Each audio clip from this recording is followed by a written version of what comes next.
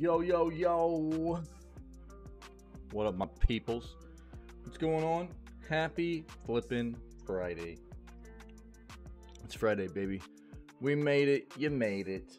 We got video gaming news this morning. It's probably gonna be the gist of it, guys. I was thinking we'd probably get a little bit of gaming in today too, but it's seeming like I'm gonna have to cut out. Probably we might be able to hang out a little bit. I don't know if I'll get much gaming done though after the news stuff is done. So I'm not planning on. I'm not gonna tell anybody. I'm not gonna tell you guys that we're gonna get gaming in today. So we'll just say we're gonna do the news and call it that. We might mess around, look at some games, stuff like that, see what's up. But that'll be the gist of it today. I've got, again, family stuff going on this weekend. We had a death in the family and stuff, so it's going to be this weekend's not going to be any live streaming or anything. We got things going on this afternoon and evening and all the way through the weekend. So hopefully everybody understands why I can't be here and be live this weekend. It's you know, unfortunate circumstances. Family's important, and they're going to take a front seat to what I do here. And so that's what it is. This is very, very important to me. I love doing what I do. I love being here and with you guys. This community is amazing, and you know, just don't ever forget that. But family is always going to take a front seat to everything that happens here. So that's kind of the jam. That's what's going on. And so there will be no weekend streams, and we'll be back on Monday. But let's go ahead and do what we do, man. Let's get in here and let's stay current on what's happening here in the world of video games. Let's go do video gaming news for today, February 9th. Let's go.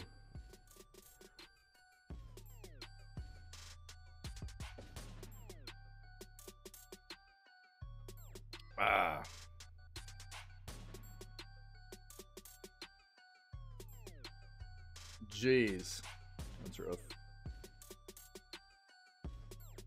What? Shut your mouth.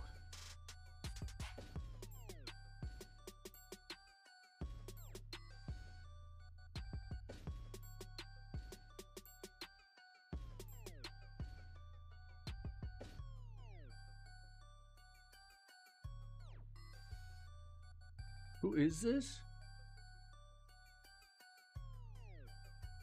Look this individual up here.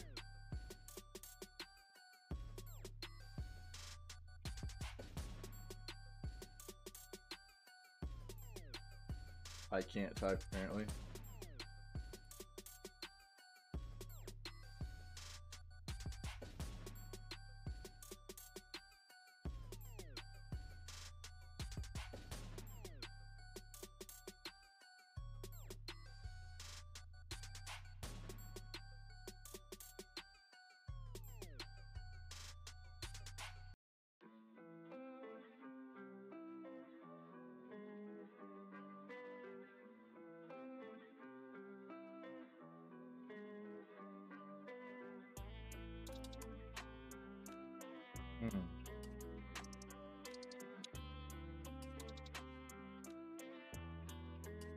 This is gross, man.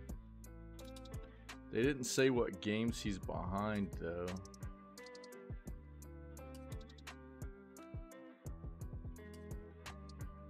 Prominent video game journalist in the 90s and 2000s under the pen name Rick Knox.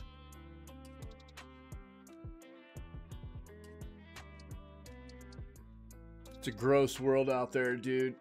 Protect your peoples, man. Protect your peoples. It's a gross world.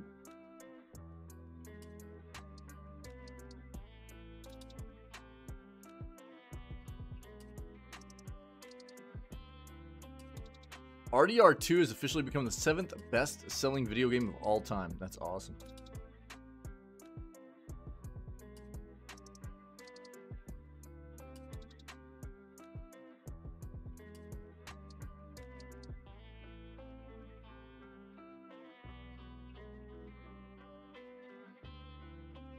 We talked about all this Disney epic stuff yesterday, so I'm not going to rehash this really.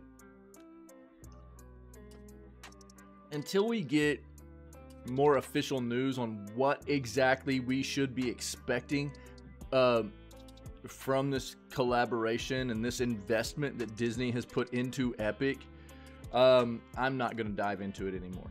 We've talked about it. Unless somebody has something unique regarding the situation they want to bring up and we can hash that out, that's cool. But just as far as articles and stuff, it's all going to be the same stuff right now.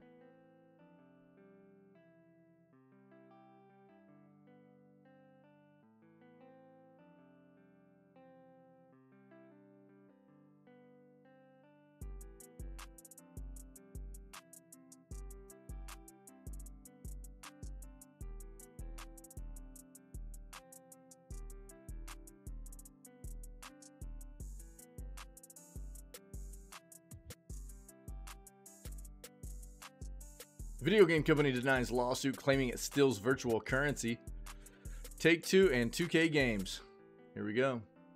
We saw this coming a little while ago. We heard about this, where basically they'll shut down previous year's games and they won't roll over the currency, and they'll just evaporate it like, oh, sorry, you don't have it anymore. The games are gone. Ubi plans to launch X Defiant before March 31st. They want it to hit before the end of the fiscal year is what this means.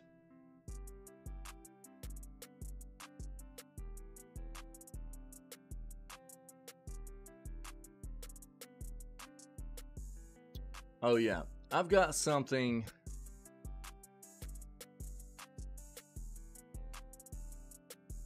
Let me bring something up here. So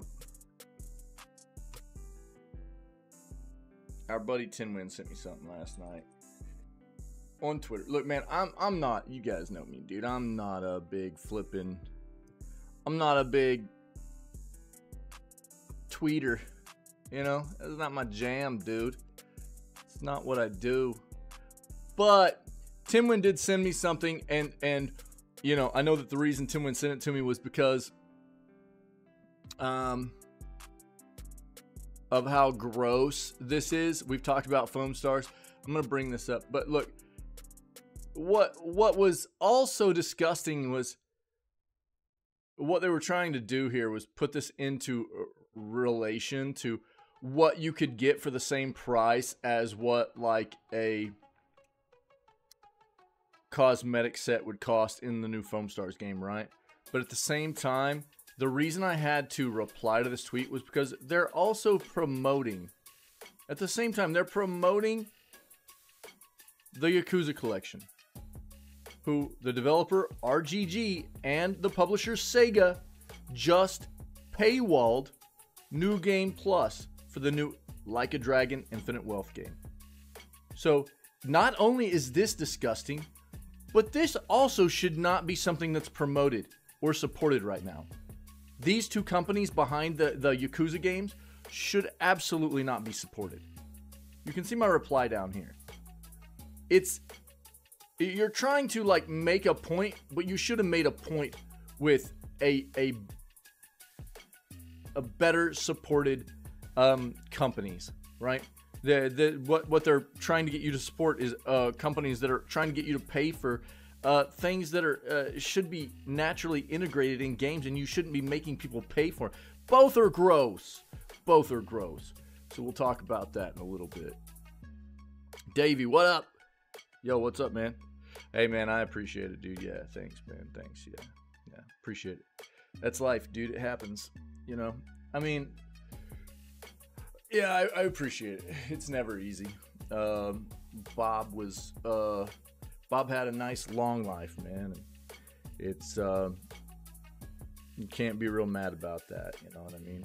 It's never easy to deal with, and you know, we'll take the weekend and we will you know, do what we need to do to address the situation, and then I'll be back on Monday. But I appreciate it, buddy. One moment, please.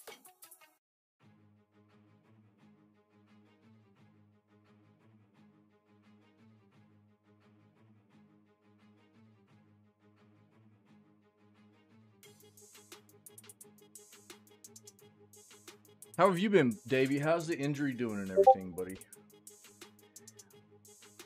Ferret, a little pole dog. What's up, bro?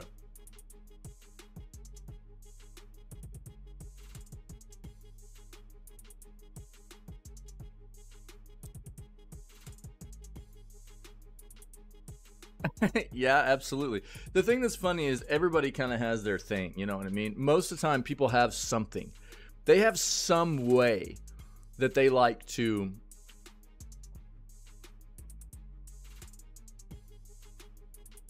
like player whoever has entered the chat. You know what I mean? they you know, most people have some way that they like to like pop in here, you know, which is cool. I love that. I feel like the more options that we have, the way that the channel has evolved with more like audio cues and, you know, or redemption gifts and stuff like that. People have like become fond of certain ways of dropping into the channel, you know what I mean, making their presence known, if you will. And it's fun, dude. I like it. But yeah, you're the Discord homie, dude. Yeah, dude. What's up, Soup? What up, man? What up? Take-Two is working on significant cost reductions but has no current plans for layoffs. Well, that's an outlier right there, isn't it? What is this, Soup? What is this, dude? Rockstar seeking perfection for GTA 6. We'll release it when it's optimized creatively. I mean, dude, this is what's sad. This is what's sad. I'll tell you what's sad about this. We'll read this too. The thing that's sad about this is that a company has to state this to let people know that they're doing their best to make sure that their product is going to be released in a finished state. This is not something that companies should have to be telling us. Yeah, I don't know exactly. We'll read it and see what exactly optimized creatively means. But, you know, all companies should be seeking a very, very polished, very finished state. You know, no piece of software is ever going to be perfect. We know that, right? But the fact that you have to state this kind of crap, you know what I mean? It tells you what the state of the industry is. When this is the kind of stuff we have to read, right? Because we get so many games that get released that are total pieces of crap performance-wise. But we'll find out what optimized creatively means. You know, I think this is probably what they mean by optimized creatively. Optimized creatively in first impression for me is going to mean giving the game player a lot of options. Optimized creatively, right?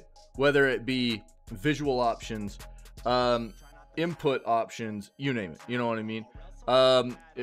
Different kinds of options for different kinds of platforms, you name it, because this is going to be releasing on all kinds of platforms, right? So that's probably what they're talking about here, but we'll find out. Thanks for this, Soup. I appreciate it. Yeah. 1 terabyte world. Yo, you better hurry up and get that 4 terabyte hard drive then, buddy. Soup's gonna be like, you just said I'd be okay without it, man. Yo, I've already got some foam stars up for you this morning, Soup. Get ready. I got your copium, buddy.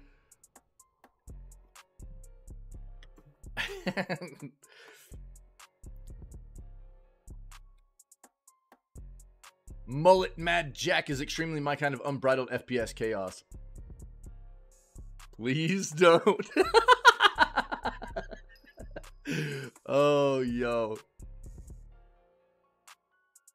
Gift you foam stars, bro. It's free, isn't it? Isn't foam stars free? Dude, if that game's not free, I thought it was free. besides the fact that everything in it costs an enormous amount of money. That's what we're going to talk about. We're going to talk about the ludicrous amount of money they want for like skins and stuff. Yeah, it's pretty gross. FF7 Rebirth sets a new gold standard for video game demos. That's pretty cool. Look, man, I've said this about Square. They continue to make good content for the most part. For a large corporation, there are a lot of things that I'm worried about with Square Enix as a corporation, and usually the things that I'm seeing out of Square tend to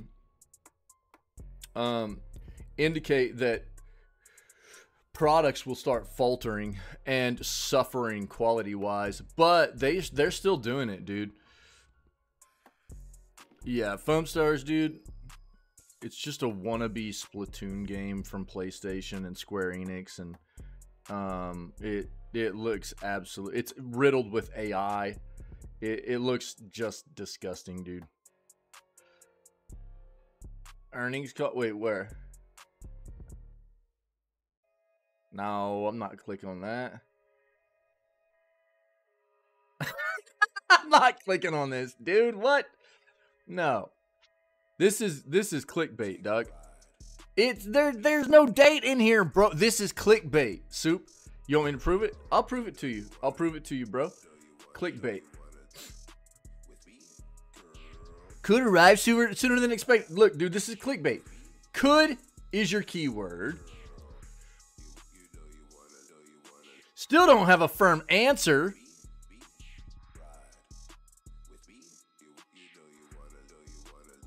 Predicting a significant spike in revenue in its 2025 fiscal year. Yeah, no crap. Your 2025 fiscal year is going to be anywhere from April 1st of 2025 to March 31st of 2026. That's when you can expect GTA 6 to release. I told you, dude, it's clickbait. Dude, I've been doing this long enough that I know. Clickbait, Doug. Because I try to tell you, bro. I try to tell you.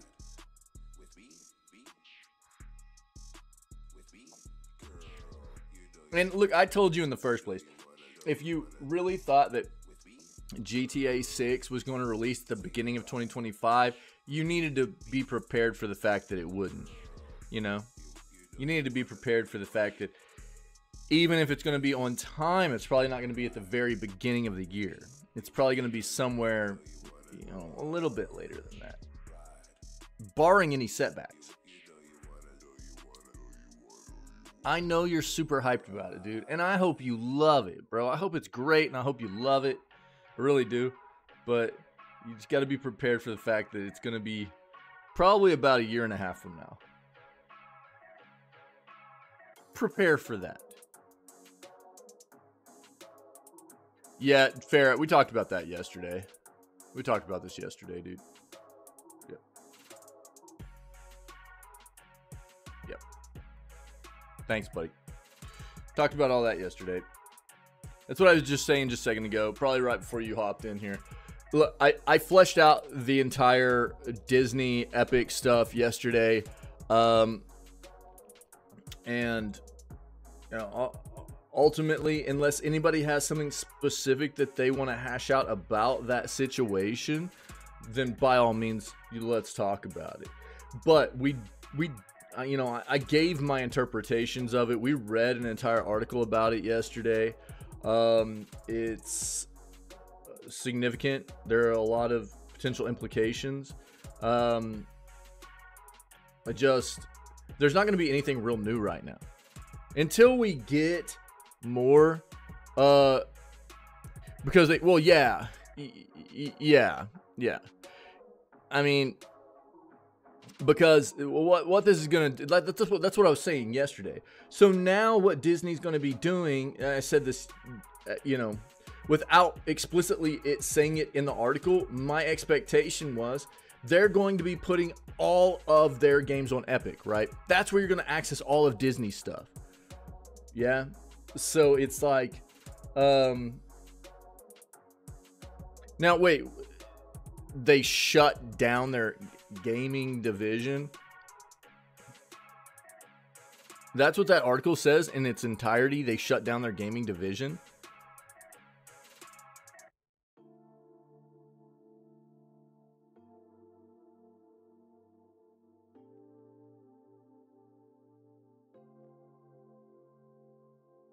Let me pull it back up. Because that's not what the article said yesterday. The article didn't say anything about that yesterday. Hold on, Soup, I'll get to you.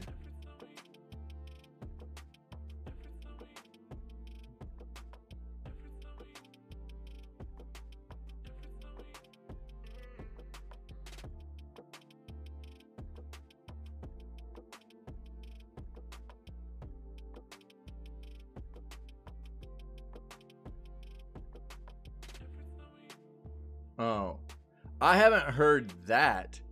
They're shutting down their gaming division. I haven't. That would be a weird thing to hear.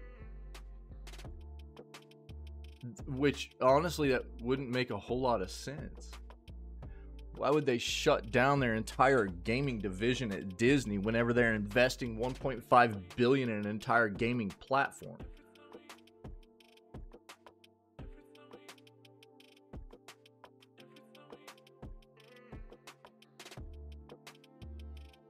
It's not like they're investing in Epic to make their games now. They're investing in a platform, not necessarily Epic developing their games or anything either. Not at least from what I understand of this situation. Again, look, it's going to take a little bit of time to determine exactly what the ramifications of this are, what this entire collaboration brings to the table. We do know, look, from what we found out yesterday in the article, you know, it's like, this investment, $1.5 billion from Disney for Epic, puts Disney in a 10% ownership stake of Epic, right? And so does that put Disney as like a majority ownership or anything? Not even close, right? But it's a collaboration that makes sense. You're going to see, you know, Disney games are going to be hitting Epic. That's where you're going to access all your Disney content game-wise. You know, you should expect that.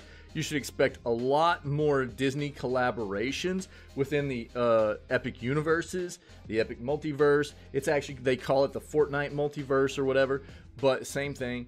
You know, there's already that collaboration between like Fortnite and Lego, right? Lego already does a bunch of Disney stuff, so all three of those universes being mixed together, you know, now makes a lot of sense too. Business-wise, it was just really smart. I mean, all of those pieces fit together very well, like Lego blocks, if you will.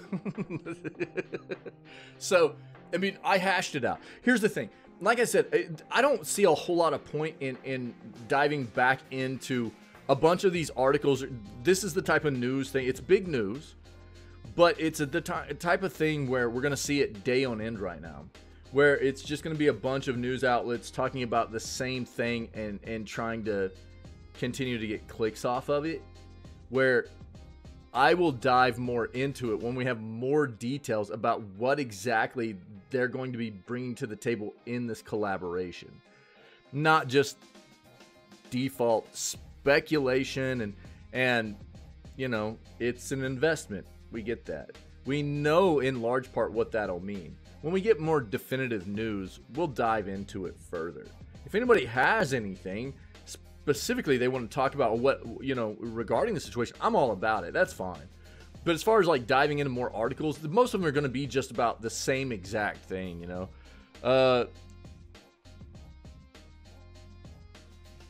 Okay. Okay, gotcha. Gotcha.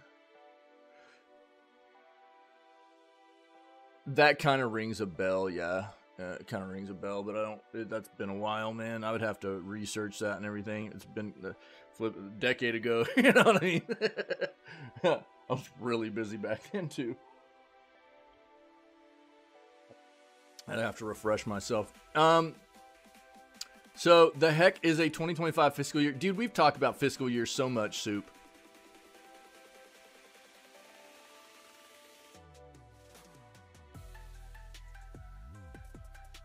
September's like, you know, going to be around the middle of the fiscal year. So they're probably saying September as a midpoint for the fiscal year.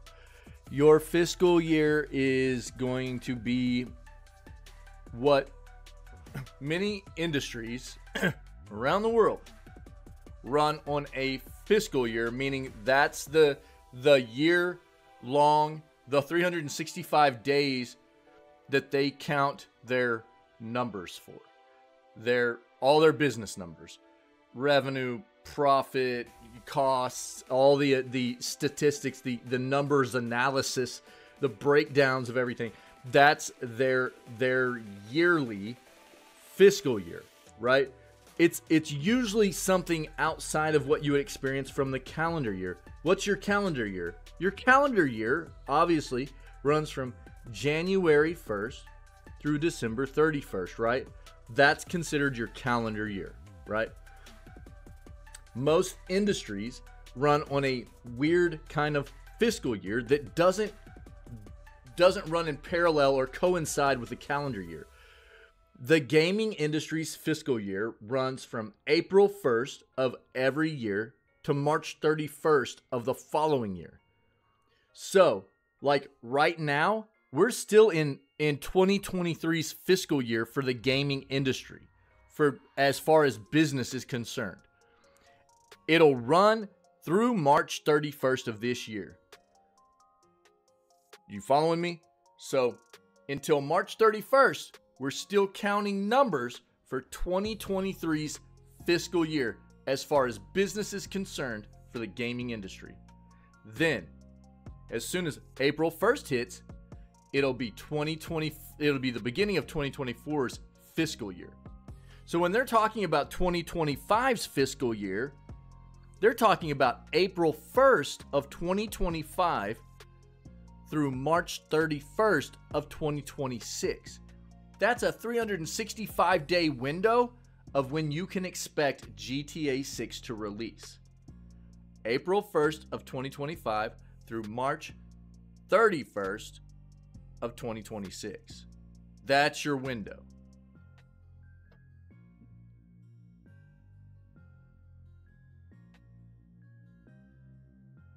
Random mode time. Let's go, dude.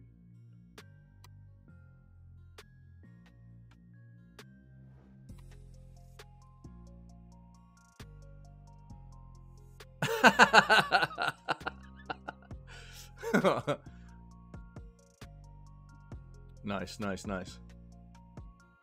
Serious sloth, bro. Nice. Ferret got Batman, dude. The Dark Knight. That's sick, dude.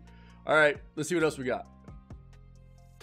Yeah, dude. The Final Fantasy VII Rebirth looks amazing, dude. It really does.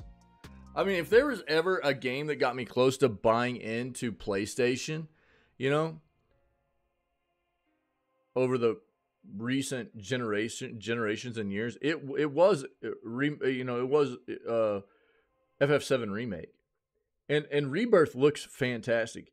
Those in God of War as well. But Final Fantasy VII Remake for sure. I mean, that is the only thing that got me close to buying back into PlayStation's console for reals. But at this point, I'll just wait for it to hit PC. As good as it looks on PS5, it's gonna look great on PC. If they can port it over. Square Enix is not very good at their PC ports, by the way. Unfortunately.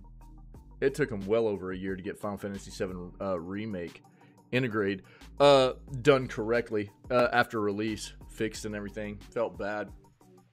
But this game does look like an absolute banger. Nexon believes the finals is a major franchise pillar. It was okay. I don't know. I just don't. I mean, what? I need progression in my games like that, dude. And it's not there.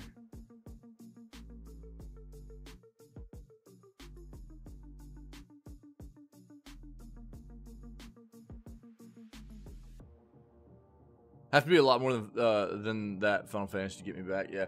I mean, the thing for me is Final Fantasy VII is my favorite game of all time.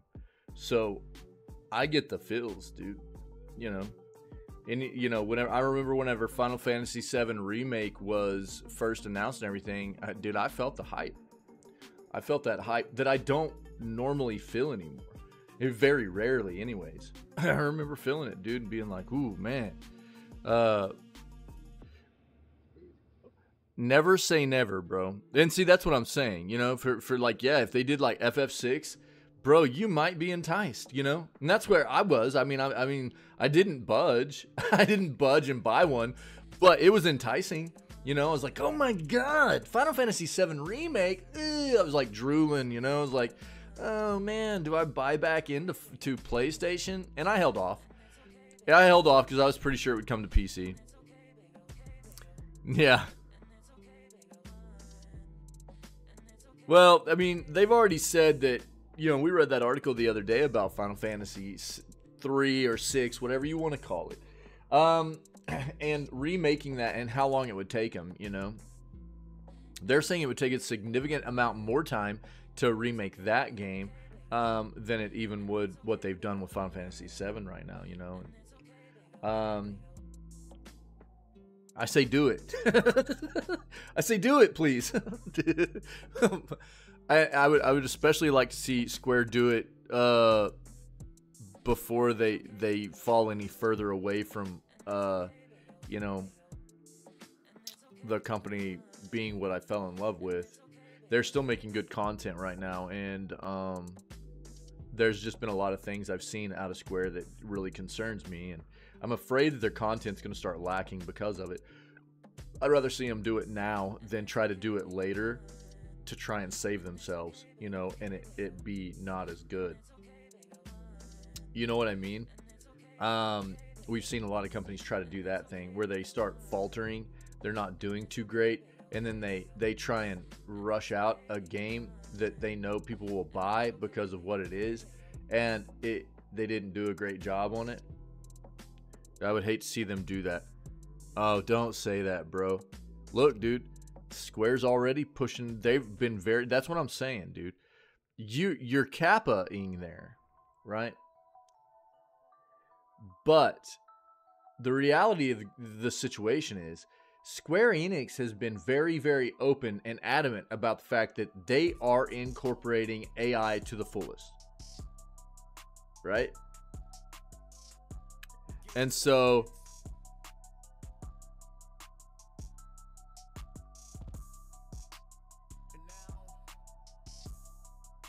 it's not out of the realm of possibilities that it could happen. I would hate to see it happen, but this is what I'm talking about. The things that scare me about Square, what could happen, you know. It's a daunting look. You're talking about a company that has gone full steam ahead on, we want to use AI to the fullest extent. We want to, and you know, you guys know my sentiment. It's not like I'm totally against AI. It's about using AI ethically and in ways which don't make games feel soulless and stuff like that, you know. As well as they've been very open and vocal about being totally invested in blockchain, Web3, crypto-based economies, NFTs, you name it. Dude, they haven't budged off that stance either. You know, they're still full steam ahead on that. So it's, you know, when you see a company take this kind of stance, it's really, really concerning about all they're seeing is dollar signs now and not having any kind of concern for the community, the fans that got them to this point in the first place, and continuing to make quality content. That's what concerns me. So, you know, we jest a little bit about, you know, an AI Final Fantasy game, but dude, it's also kind of a daunting thought that it could be a reality because of what Square is doing as a business. Unfortunately, I don't know what to think, man. Kappa but not Kappa, dude. Yeah.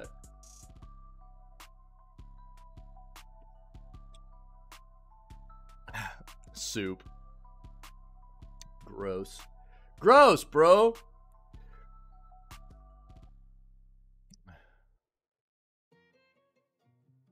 Carlisle confirmed sale of is this Jagex, developer of RuneScape, to CVC Capital Partners for $1.1 billion, dude. Yeah, we've already knew that Subnautica 2 was going to have some multiplayer in it. So I'm not going to dive into that. But we had heard that already. And that's cool.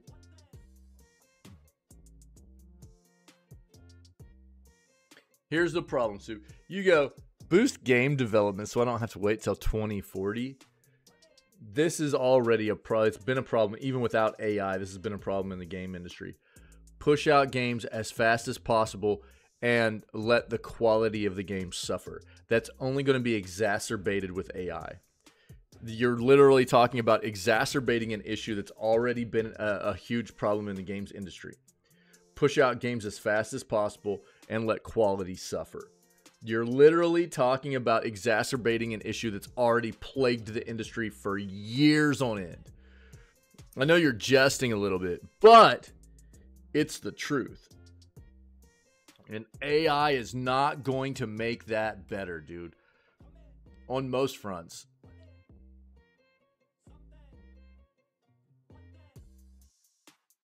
Ubi is saying that AC codename Red will be released by March of 2025. Is this their mobile title? Ghosts of Tabor? Devs are flattered by Tarkov comparisons.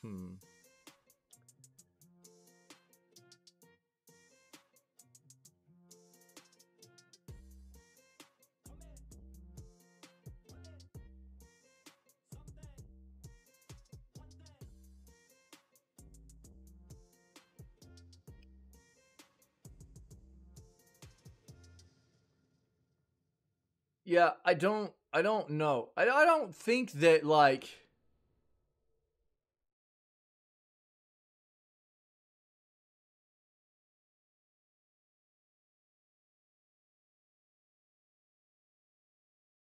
this is my inkling. I am not expecting Epic to be taking over development for, like, all of Disney games or anything. That's not what I think this means. You know what I mean?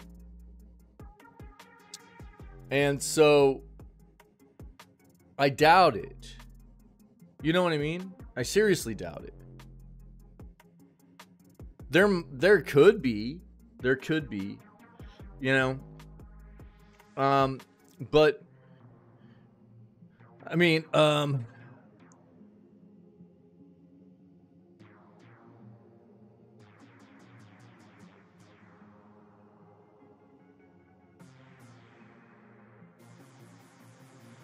this is what I was talking about before. It's, you know, we can theory craft it all day long, but until we get more details about how this is going to play out, we don't really know, right? Epic, obviously, you know, they have their hands full with a lot of the other stuff they're already developing. Now, they just got a $1.5 billion investment, right? So they can use that in many ways to maybe boost development studios and stuff like that. Well, you know, and that was,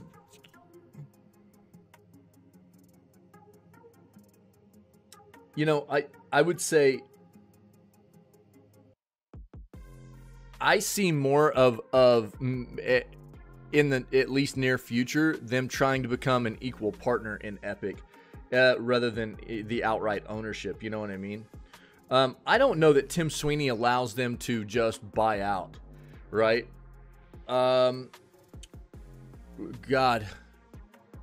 Oh, God, I hope not. Anyways, but to be closer to a split ownership or something, you know what I mean, could maybe be a play. I mean, those, you know, I think that it's a smart business strategy for them to collaborate and be invested in Epic and stuff. And a lot of it depends on how much Tim Sweeney's willing to let go of the company, right? And who knows that? Who knows, really? We can try and, you know, speculate on that side all day long. We'll find out pretty soon moving forward, I think. This is probably Disney testing the waters of how well a collaboration like this is going to work for them in the gaming industry. They've been looking to get more of a foothold, you know, in gaming in some form or fashion for a while. We knew it was coming. We'd heard, you know, water cooler talk about it for a while. We thought it was going to be EA And, you know, here we are with Epic, which makes a lot of sense. And I think that if this pans out pretty early to be something that is lucrative for Disney and is making a lot of sense for them in their venture into the, you know, heavier venture into the gaming industry, they'll probably start trying to buy up more of Epic, you know? Wait, what? It's the birthday today? Wait, what? Well, I don't even know if I'm going to be able to play New Vegas today, dude. I doubt it. I have to actually leave a little bit early today. We've got to head to do earlier than I expected. Yeah. Oh, you're 25, Murdoch? Dude, nice. And you got that gift yesterday, too. That's awesome. Yeah, unfortunately, man, yeah, that's why the title says probably only gaming news today, because we, like I said, we had a family member pass, and all the services and memorial and all that stuff this weekend. So we've I thought I was going to get to play some games at least for a little bit today, but it's looking more like I probably won't be able to, unfortunately, because we've got stuff going on this afternoon through the evening and through the weekend for services and stuff like that. So yeah. Murdoch, yo, thanks for it. Yeah. Again, you know, I'm not trying to pull sympathy and stuff. That's not the play. I just, you know, I want people to understand why I'm not able to do what I usually do around here right now.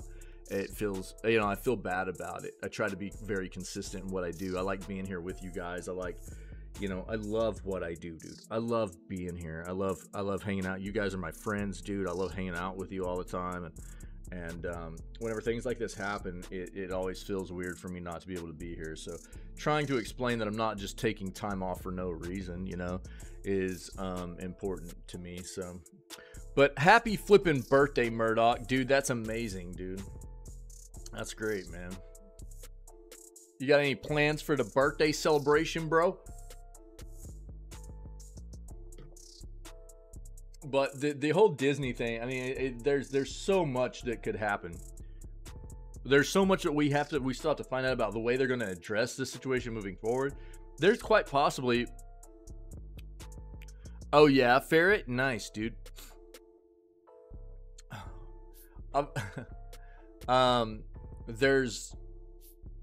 This is the way I think this is probably going to go. I don't think that Disney's probably going, you guys need to make a bunch of our games for us now. I don't think that's probably the way this is going to go for Epic. I think a lot of what this is probably going to be in the first place is going to be more like, let's get a bunch of, you know, Disney stuff in Fortnite. Let's get a bunch of the Disney stuff going in the Lego Fortnite universe. Let's go, you know what I mean? Let's get a bunch of the Disney stuff going in the Fortnite multiverse. It's gonna be a lot. It's gonna start getting real polluted with Disney content, right? First and foremost, and then we'll see how they start rolling out. Maybe they're gonna be putting all the Disney games, the current Disney games and stuff. They'll probably start adding a lot of the Disney, even classic stuff, maybe even onto the Epic platform. You know, for accessibility, for people to be able to grab Disney games and Disney content specifically, games that have been developed by Disney and developers under Disney and stuff like that. And then maybe, you know what I mean? Here's the deal too, though. When you're talking about like something like this happening and the potential of them making games for Disney, you know that they would be like AAA-esque games most of the time, right? And we're talking probably 5 years roughly down the line before we'd even see anything. So who knows? If they want Epic to make those games for them, it would be very early in those kinds of talks and discussions and project planning and things like that. They're like spitballing right now probably and just think tanking it, and we wouldn't really see anything for, you know, release wise for probably another half decade, man. So who knows, dude? Who knows? What we're gonna see first is a lot of Disney collaborations in Epic's games that are already on that platform. And Disney's games hitting the platform too. That's what to expect to begin with. Not really, Murdoch? Bro, what? PlayStation 6, we've talked about that, dude. You got like 3 years, 3.5 years. Easy. So, 2027, probably somewhere around there. Yeah.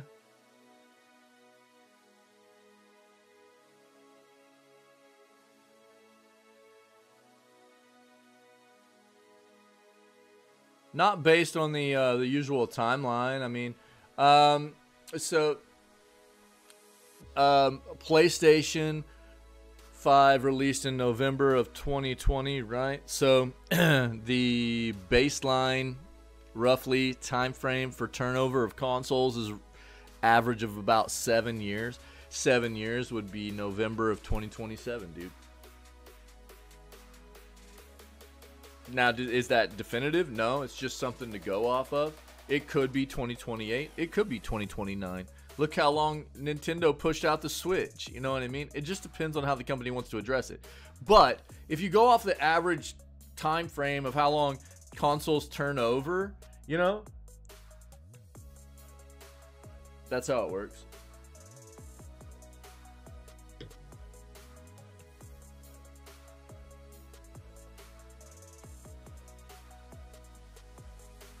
How sad is this, dude? GTA 5 sales have hit 195 million copies, while Red Dead 2 has only hit 61 million. Gross.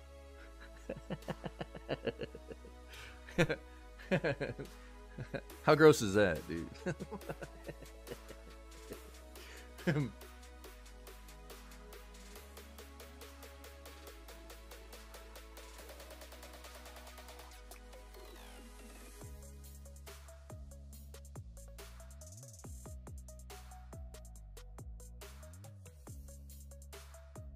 Yeah, some physical Xbox game releases have been canceled. We knew that was going to happen. Xbox is moving away from physical game releases. And that was known whenever they laid off the 1,900 employees.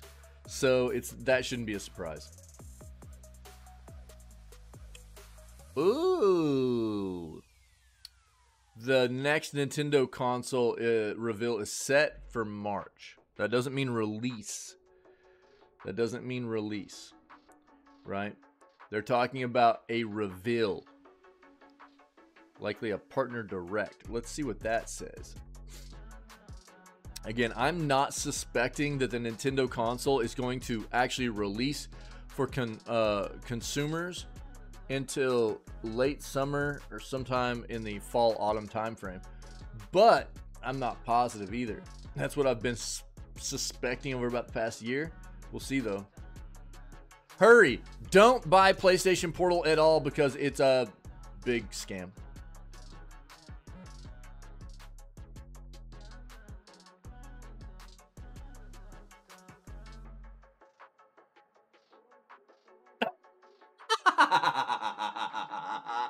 Bro, Soup. Here you go, dude. Stellar Blade Director says they put some special attention on Eve's backside. Yeah, you think? Dude, we've already talked about this. Her ass is enormous. It is like she when she bends over to run, dude, it is insane. We've talked about this already. I mean, this isn't even really worth diving into. It's quite obvious. Quite obvious. Yeah. I mean, dude, Eve has cake for days. Cake forever. They should have named her Cake. You know? Not Eve. Holding my breath on the Switch too. Afraid I could breathe in some stink. Yeah, I know. I was just talking about that yesterday too. The Nintendo's so terrible about changing over platforms. They're so bad about it, dude.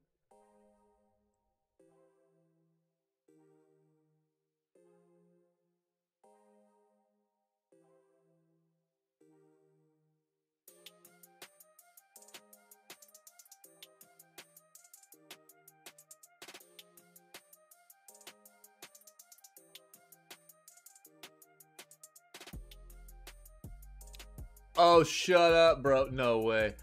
Ubi CEO defends Skull and Bones $70 price despite its live service leanings. Calls it quadruple A. Quadruple A.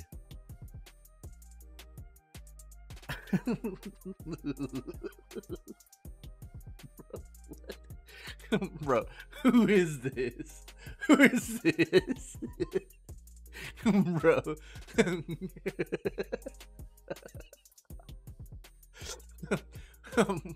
Why not just octuple A, dude? You know what I'm saying?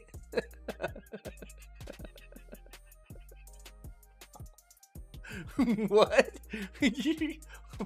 God dang it, dude. Oh, Jesus. Oh, yo, Helldivers 2 looks terrible right now, too. Helldivers 2 CEO addresses launch issues in crisis mode. Yo, Helldivers 2, if you haven't seen it, is just getting obliterated, by the way. It looks really rough. Oh, it's gone up. It's gone up. Dude, it was at like 50% yesterday. I mean, it's not good still, but 69%. Over 10,000 reviews. 69% positive. Kappa. It's not a good look. It's not a good look, dude. A lot of performance issues and stuff. Let's take a look at this this article as well. Yeah. Yep.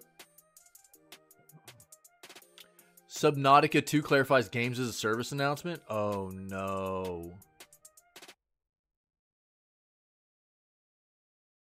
And this is what happens, people. Because who owns Unknown Worlds now? Krafton. Who makes... what is Krafton known for? Anybody? Anybody?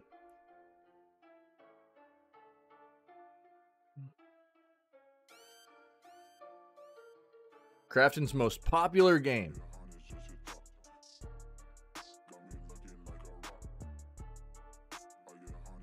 I'll give you some time there.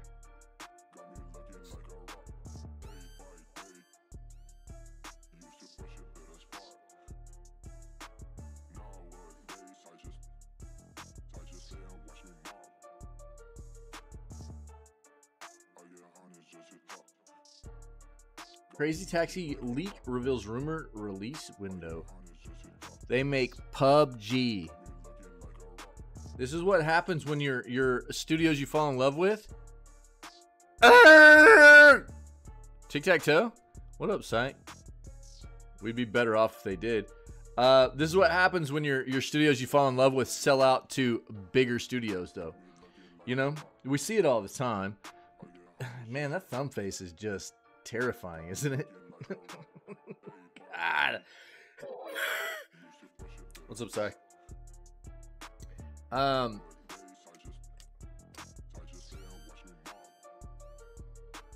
They start trying to ruin the games, man, that if they weren't owned, probably wouldn't have turned out that way.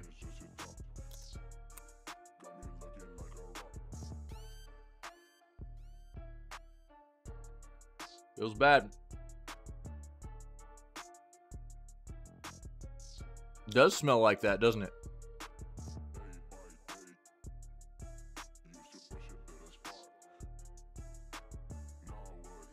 Crazy Taxi leak reveals rumored release window. We're going to look at this, but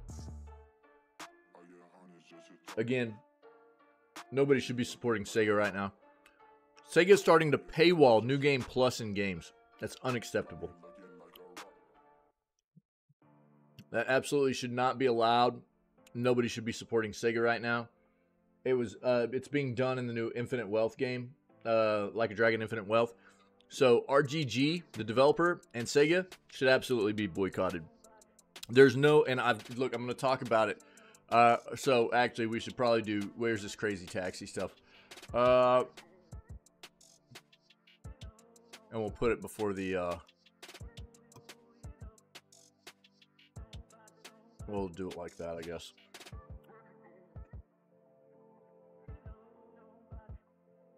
Not necessarily. A game as a service is something that's being... So...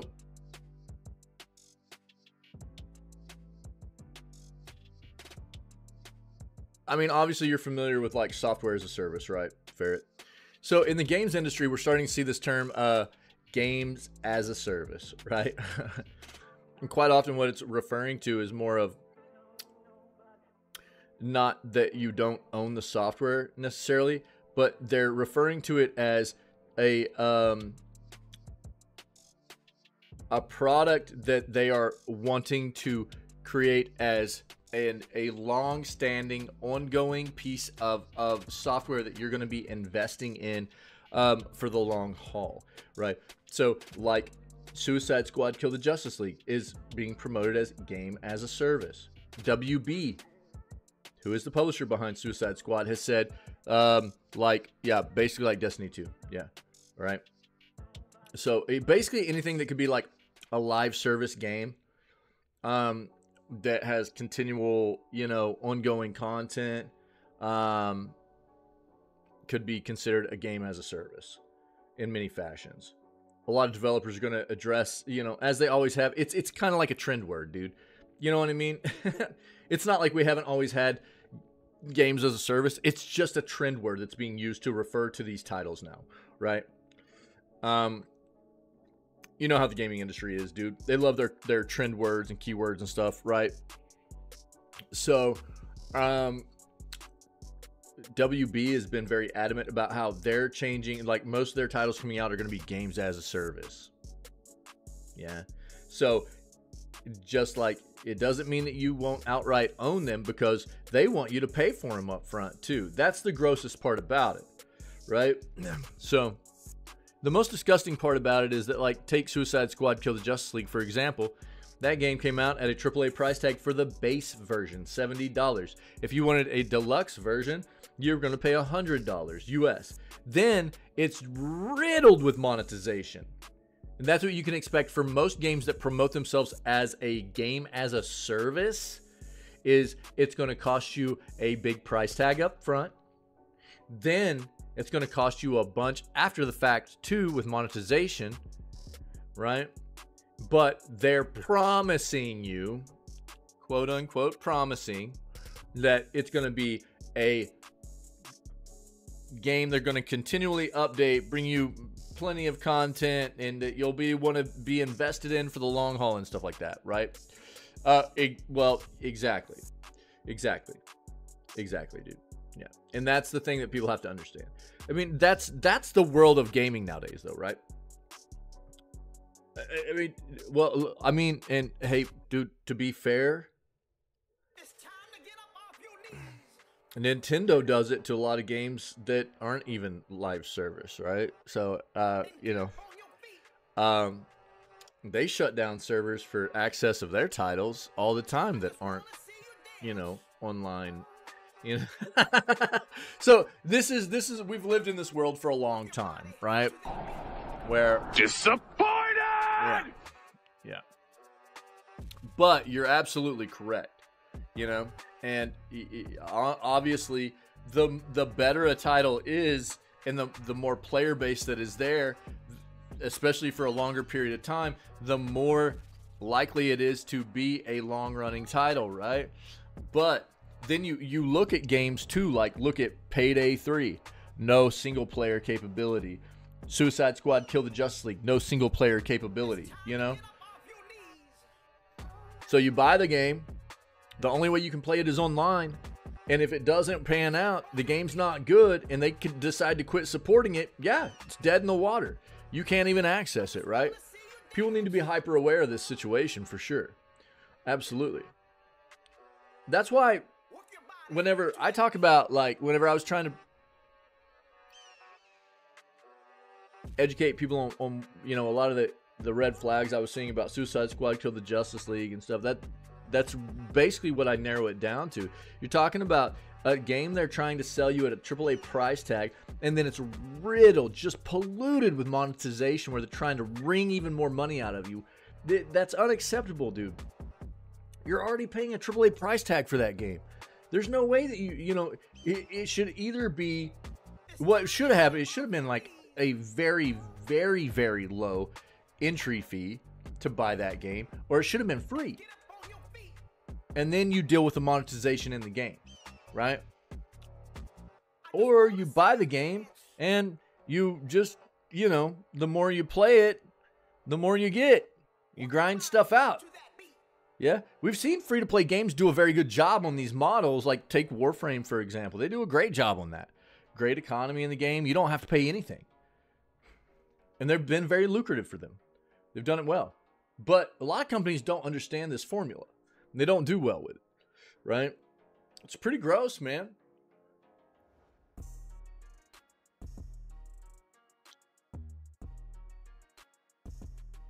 Go one more page. We got a lot of articles. Yeah, and what you were saying before about Helldivers 2, yeah, I was disappointed yesterday too. I was actually thinking about maybe grabbing it yesterday and playing it, and then I saw the reviews, and I was like, oh, that sucks, dude.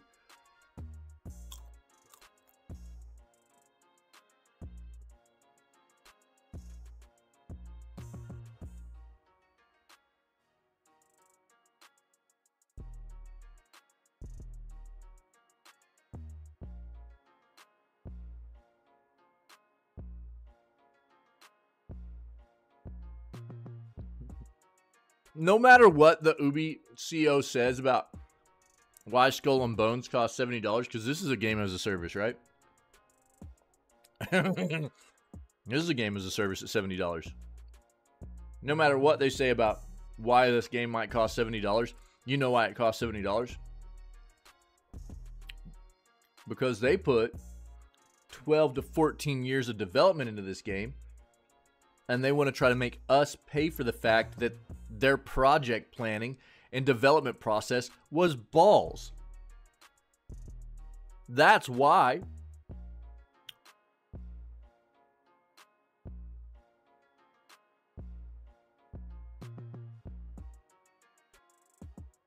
Yeah, fair.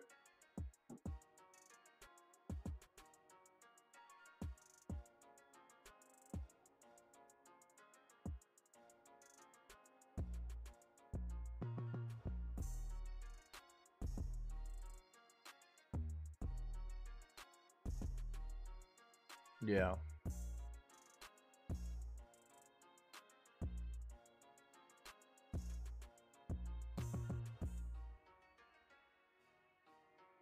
Oh, yeah, dude, there's new free games on Epic, by the way. Doki Doki Literature Club Plus and Lost Castle, dude, are free right now on Epic. So don't forget your free games. Yo, let me bring this up, too. Right now. Black Mesa is $4 on Steam. Fires of Rubicon is on sale, 30% off, by the way. And this is one of the big ones I wanted everybody to see. Where's it at, dude? Wait, what?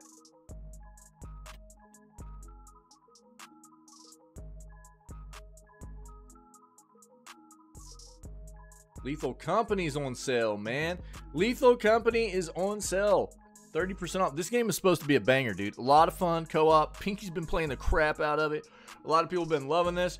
So it's 30% off right now. It's not even that expensive in the first place. But if you've been wanting to play this game, it is on sale right now for $7. So don't forget that either. But don't forget your free games also. Now let's get into these articles.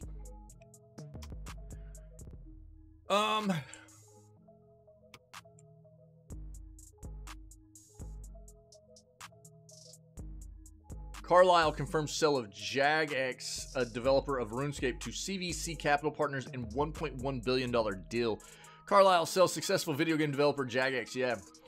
Global investment Titan Carlyle has today confirmed the sale of video games developer behind the successful RuneScape franchise, Jagex, to CVC Capital Partners and Haveli Investments. While no official monetary figure has been attached to the deal, earlier this week Sky News speculated the deal to be worth approximately £900 million or 1.1 billion US dollars.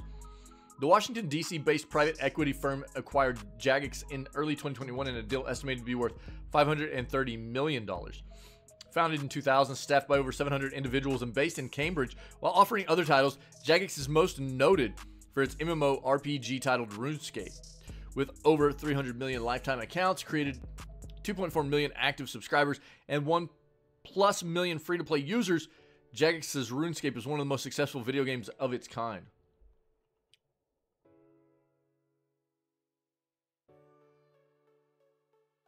You guys see the bloat here? How much this went up? So, Jagex was acquired in early 2021, so 3 years ago, for $530 million.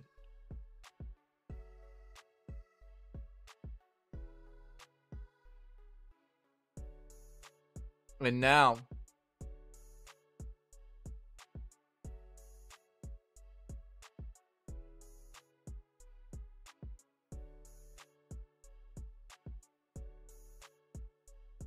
they've been sold for double that 3 years later. That's how big the games industry is getting. It's crazy. It's crazy. They've got some quotes down there and stuff about the, you know, I'm sure CEOs putting out quotes about the sale and stuff if you want to see it. Ubi says Assassin's Creed codename Red will be released by March 2025. The game will be set in feudal Japan. Yeah, we've seen some stuff about this already. We've seen a little bit of gameplay and everything.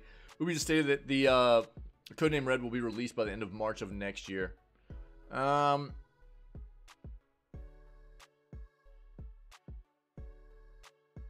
basically what they said is, publisher confirmed the game will be released within fiscal year 2025, which means I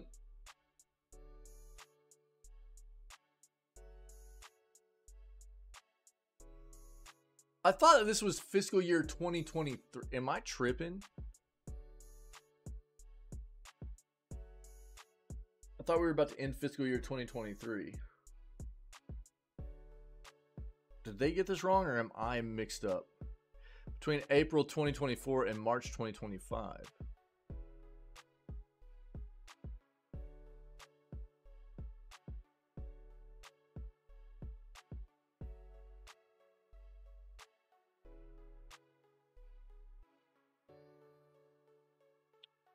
I thought the majority of the year was the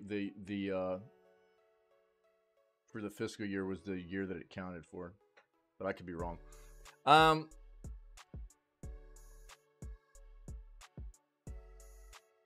What this is saying, let me you can get more inspired. Sounds like Mountain Dew crossover. Yeah, hold on.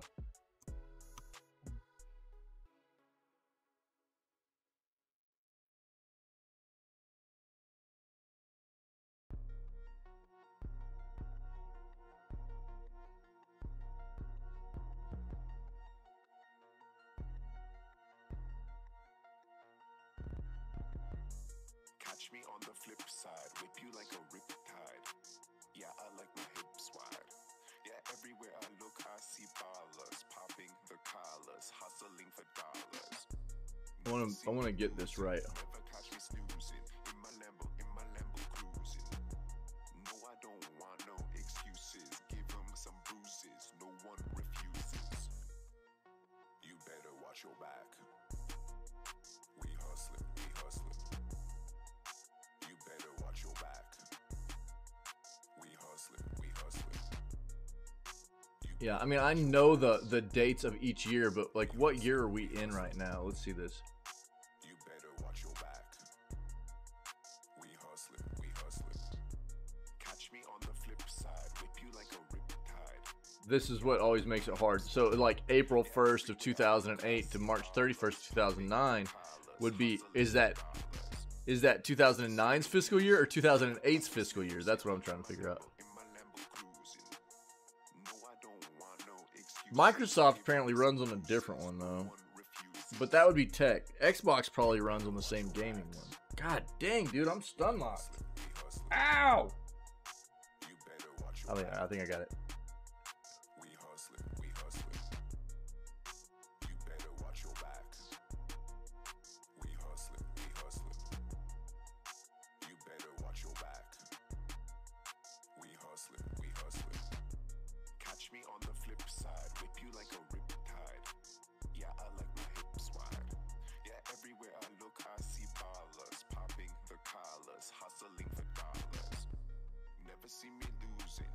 Dude, it really got me. Ow, dude. Vouchers. Okay. Okay, I think I got it now. So the 2010 fiscal year for began April 1st, ends on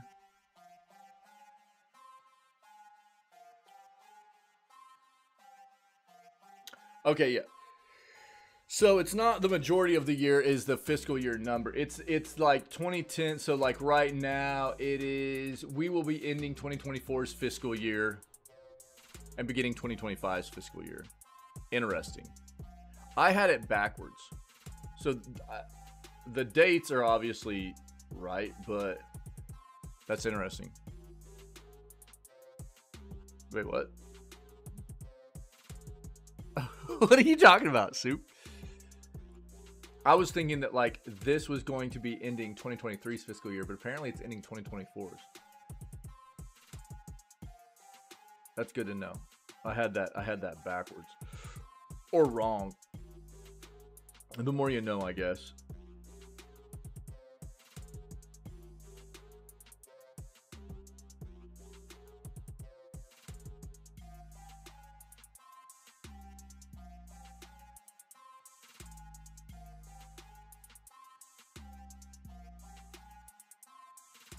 Little Nightmares. Little Nightmares 1 was awesome. Little Nightmares 2 was balls. Yeah, they are correct here, and I had it incorrect. Confirmed. Trying to not spread misinformation, so that's good. So we are finishing fiscal year 2024 right now. And then between April 1st of this year and March 31st of next year, we should be seeing AC codename Red and Star Wars Outlaws coming to us. That's basically what this gives us, okay? Ghost of Tabor devs are flattered by Tarkov comparisons. On February 8th, Ghost of Tabor graduated from the MetaQuest store, bringing a hardcore extraction shooter experience to VR devices on that platform for the first time. This PvPvE game is reminiscent of Escape from Tarkov in many ways. Turns out that the developers don't mind comparisons being made between the two titles. Yeah, what were they saying about GTA 6? They were saying a 2025 fiscal year release date? Is that what they were saying, Soup?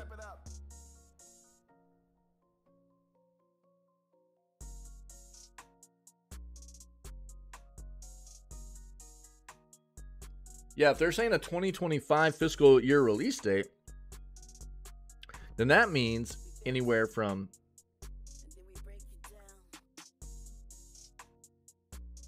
April 1st of this year to March 31st of next year. So it's apparently closer than maybe I thought it was.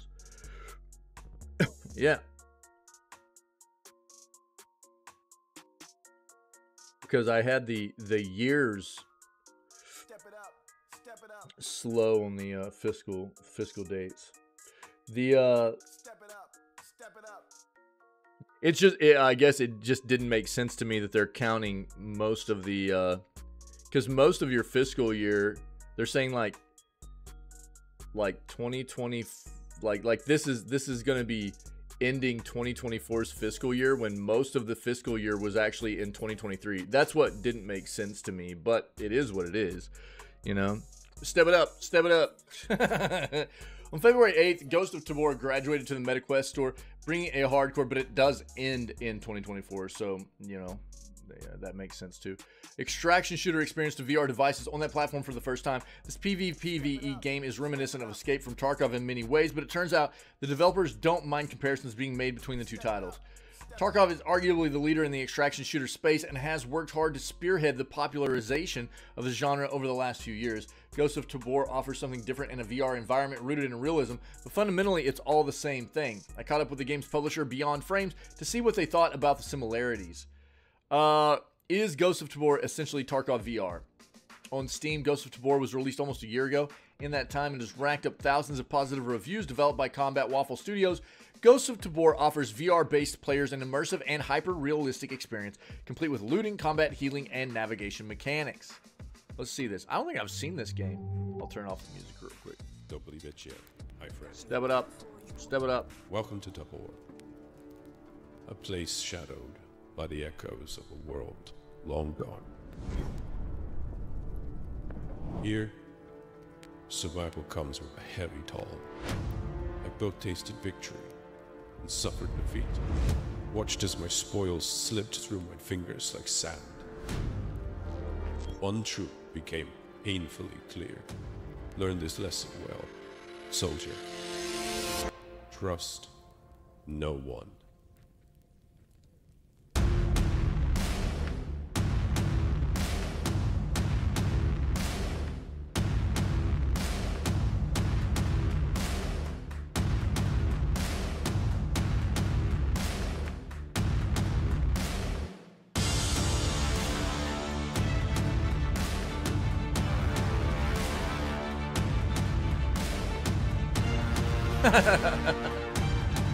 Where I belong, West Virginia.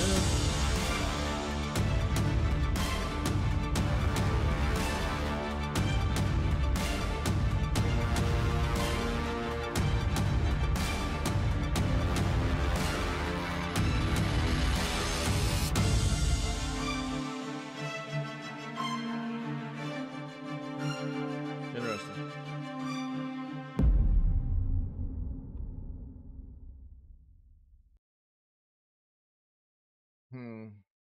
On the servers, it's relatively the same as Escape from Tarkov. It's just a VR-enabled game. There are survival elements that require players to manage their hunger and thirst, a variety of AI-based enemies to fight in the wild, and a hideout with weapon upgrade paths and traders. It has constantly been referred to as Tarkov VR, and there's some credence to that claim, but I reached out to the publisher to get their thoughts on the notion. The team is flattered by the comparisons to Tarkov. It's really the top game in the genre, and I think every extraction shooter would be delighted to be seen in the same way as Tarkov is.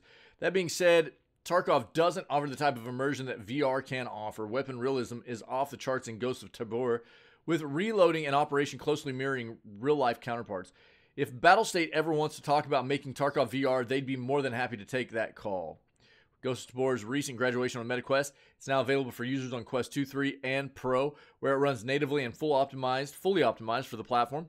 Doing more than enough to stand apart from Escape from Tarkov as an independent title with its unique elements, but even if those comparisons are being made, the team isn't too fussed. Yeah.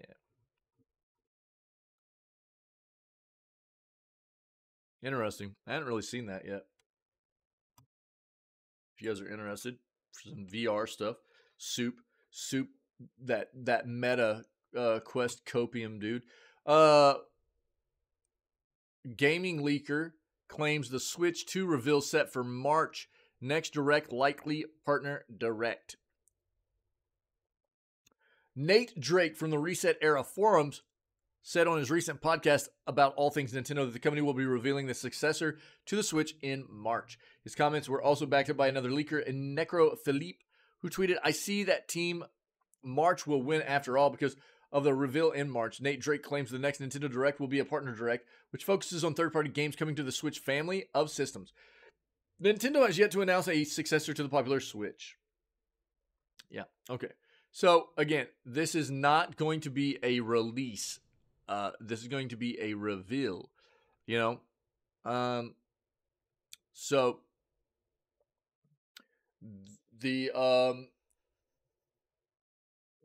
was a lot of speculation already that the next Nintendo, or one of the upcoming Nintendo Directs, would probably give us some look at the new Nintendo hardware, knowing that it's on its way very soon. A lot of people, including myself, figure that it'll probably be here sometime mid-year to fall time, you know, and so it's going to be Nintendo. It plays things pretty close. You know, they don't like to let a lot of information go, but it's almost inevitable, and we knew that with the impending release of the console, they would have to show us something sometime soon. And so, appropriately, with a Nintendo Direct sometime early this year, or early-ish, it was appropriate we would get some kind of look. And as we continue to move forward closer to the release of the hardware, we'll get more and more and more about it, you know. But looks like probably next month prepare yourselves for a look at the new Nintendo hardware. Finally. Well overdue.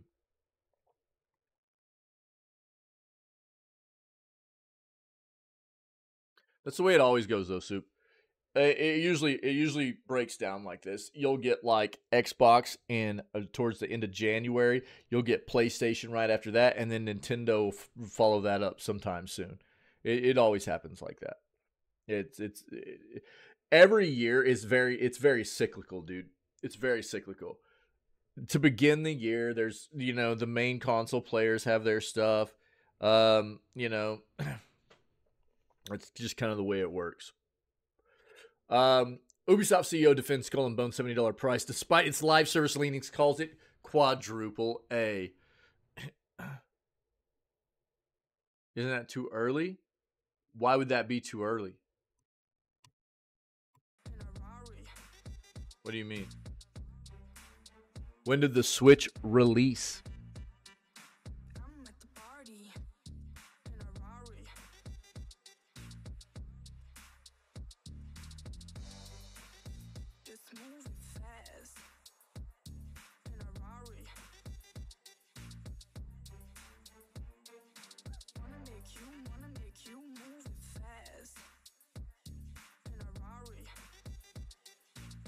Okay.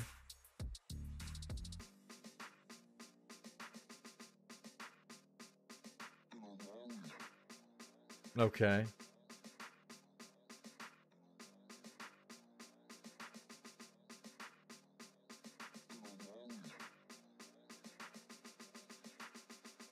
Well, like I said,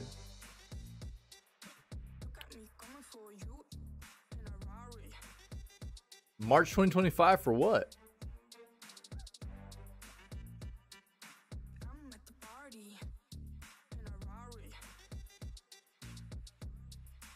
No.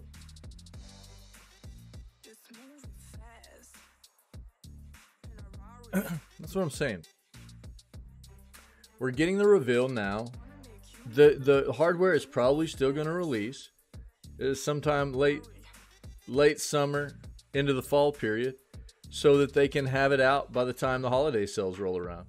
That's the way most console releases go. The Switch was like an outlier.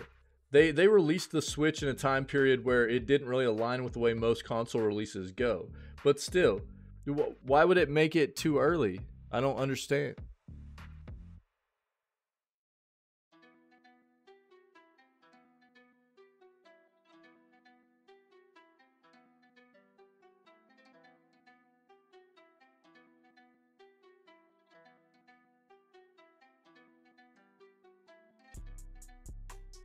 I mean, I already knew whenever the Switch was announced and when it released.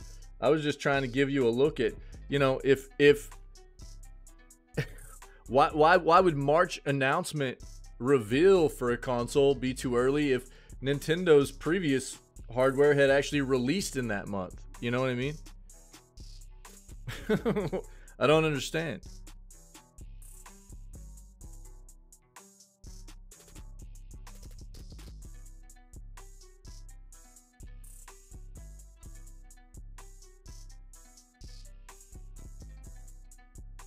So, Ubisoft CEO defends Skull and Bones $70 price despite its live service leanings, calls it quadruple A. Look, I mean, this is what you have to understand. I think any large corporation like this has a massive... Well, no. No, it won't. And most people didn't suspect it would, right? Most of the time, these big companies tend to want to release their big, pieces of hardware and stuff like that sometime prior to like the big holiday periods of the end of the year and stuff, because it's a huge thing for sales, right? It just is, because a lot of times along with the hardware comes new software and stuff like that too, and it's just a big because people are have saved up money for that time period to buy things for their kids and loved ones and things like that. So it's something for them to spend money on as well, right? So it's a marketing play, it's a sales play, right? So that's why if you look at the releases of most consoles. Most consoles have released in that time period of later in the year. The Switch was an outlier, kind of. But when it comes down to it, what people have to understand is that these large corporations have massive, massive, massive marketing divisions and sales divisions. And they're constantly crunching numbers, man, all the time about what they can get people to pay for products and when the best time to release specific products are. So even though sometimes it might not make a whole lot of sense to us, dude, they've got a lot of really smart people crunching numbers to figure out what the best play for them at the current time is to release specific products. Don't fool yourself. They've got a lot of people working on that kind of stuff. You know, even though it might not make sense in our heads and on paper when we initially see it, they've done a lot of research and number crunching to figure out how to release a product best for them in that specific time period. You know, I don't know. So along with it, you know, quite often what you'll see is for Nintendo, when they released the Switch initially, they released it in March, right? March of 2017. You know what that did? That helped boost their 2017 fiscal year numbers to hit certain benchmarks they probably needed to hit. So that's another reason they probably released it in that time frame, as opposed to when a lot of companies might normally release at like the before the end of the holiday period. So they might have wanted to release it before that, but it might just not have been ready. But they got it ready before the end of the fiscal year, and they still wanted to hit numbers. Is why they released it at a weird time for when most people would expect it anyways. It's probably something along those lines, more than likely. Ubisoft CEO defends Skull and Bones $70 price despite its live service leanings, calls it quadruple A. Whoa, whoa, whoa! Quadruple? What? Man, where's that quintuple A at, dude? Oh my god, dude. Oh, Jesus. People will really say how vast and complete that game is. Look. Yeah, how do you say his name? Ives? I don't remember, dude. But look, homie. This is the dude that like owns the company, right? Or one of the guys, whatever. Bro, you guys spent... When did development start on Skull and Bones? Was it 2012?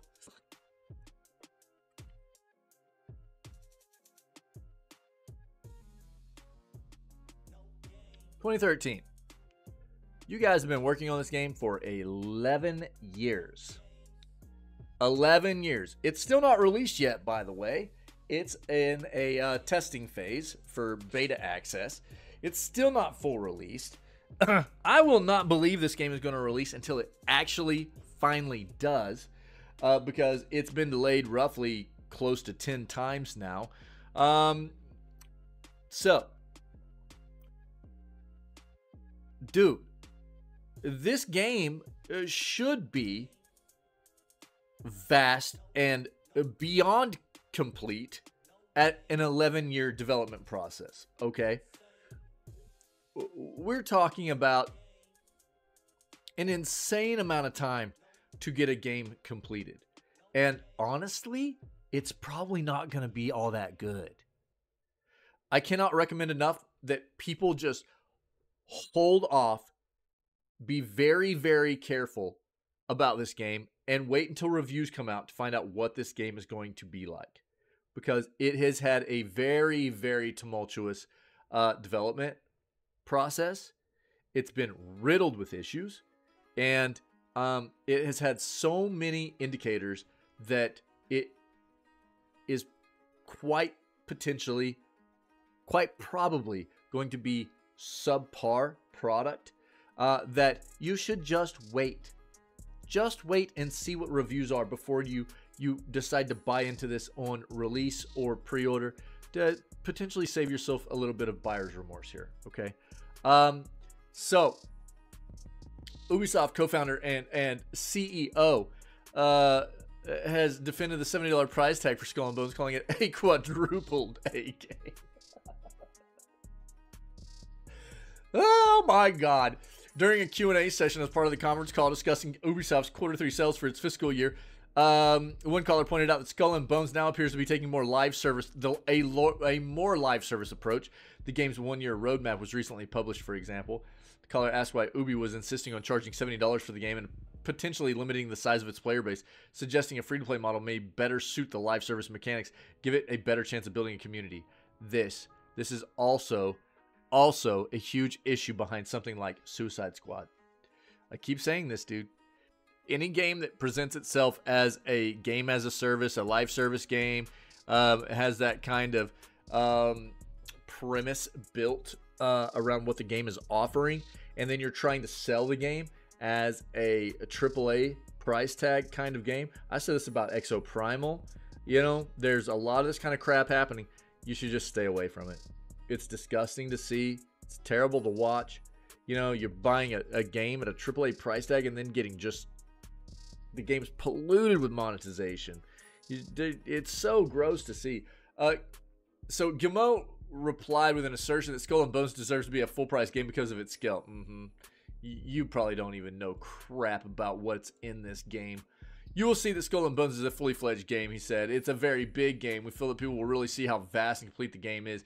It's a really full triple, quadruple A game. Triple, quadruple? Wait.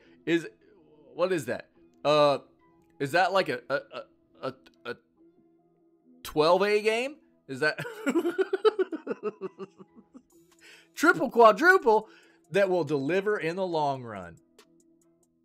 And open. I don't even know. Mathing's hard, dude. Triple, quadruple, man. That sounds like a kind of a burger I'd want to eat or something. An open beta for Skull and Bones started today and will run until February 11th. The beta supports cross progression and crossplay. Progression will be capped at the rank of Brigand, Tier 6, Rank 1.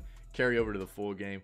Following a troubled development that saw the game delayed on a number of occasions, close to 10, and rebooted in 2020, Skull and Bones will be finally released for $70 on February 16th.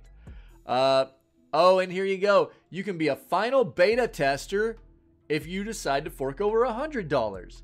Yeah, for the premium edition, and play 3 days early, which includes 2 extra missions, some cosmetics, a smuggler's pass token, where you'll get the premium battle pass for the first season.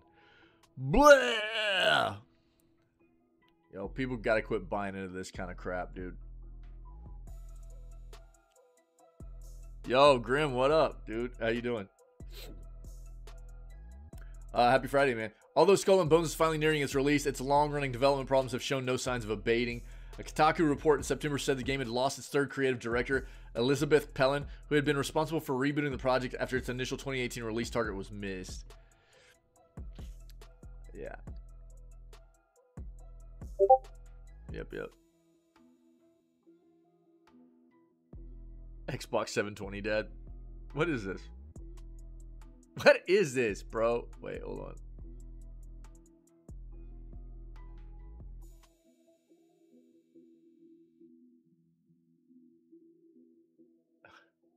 I'll have to watch this later, dude. I'll have to watch that later. Soup. Yo, what up, Troop? What's going on? Happy Friday, guys. Yeah, look, man. Dude, this is just another iteration of these companies trying to scum us out of money, really, dude. On many fronts. On many fronts. Again, this is very, very similar to something we've seen happen quite often here recently, and most notably of recent, Suicide Squad killed the Justice League out of Rocksteady and WB. And I had tried to advise everybody that's part of this community, anybody that watches the videos on the YouTube channel and stuff, to stay away from that game because it was showing signs of being something not worth investing in. All these games want to be, we're a game as a service or a live service game that's going to provide you, ample content over the long haul or whatever. But it's like they want you to buy in at a AAA price tag and then just constantly slam you with monetization, whether it be battle passes or cosmetics or, even pay to win sometimes, which is absolutely unacceptable, and again, I mean, I feel like I understand the development process can get very expensive, especially when you're talking about a game that you can't even get released for 12 years, almost 11 years. Come on, Ubi. I mean, you know, so obviously they're trying to recoup a lot of their losses here. I can't imagine how much they've spent on the development of this game over the years. And there's always something that feels a little bit fishy and a little bit scummy about a game that is coming out trying to just be AAA price tag as a base game. Then look, this thing right here, people have got to stop buying into this crap. This is something people have to quit buying into. The 3 days early access for the $30 more edition or whatever, get wrecked. You're a final beta tester, dude. When are people going to quit buying into this crap? I told everybody not to do this for Suicide Squad as well, and look what happened. Anybody that bought into it couldn't even play the game because their servers were so jacked. You're a final beta tester. It's not worth the money, dude. It's not worth it. And these companies keep making money off of this because people keep buying into it. It's not worth it. Just wait, dude. This is especially a game that has had such a bad development process that you cannot trust it. You can't trust this game, dude. You've got to wait until this comes out. You've got to wait until you see reviews. I hope it's good. I hope every video game's good, but that's not the reality we live in, man. You know? And you got to support the good companies. You got to not support the bad companies. This feels scummy. A AAA price tag for the base game of a game coming out that's trying to monetize the crap out of you too. Dude, Exoprimal, get wrecked, Capcom. Rocksteady and WB, get wrecked with Suicide Squad. Ubisoft can get wrecked with this, dude, Skull and Bones. It's disgusting. It's got to stop, man.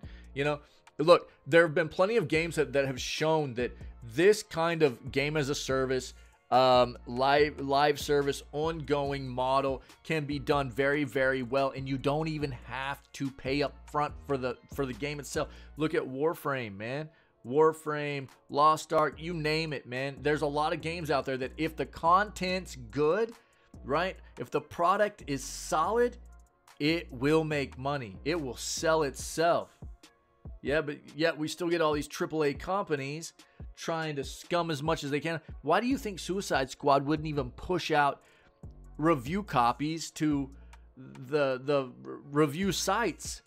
Because they knew their product was crap. They didn't want review sites telling people how bad the game was before it released because they were going to lose money off of it. People got to be careful, dude. This keeps happening. The more we buy into it, the more we're exacerbating an issue for ourselves as consumers and gaming enthusiasts, the worse it gets for us, man.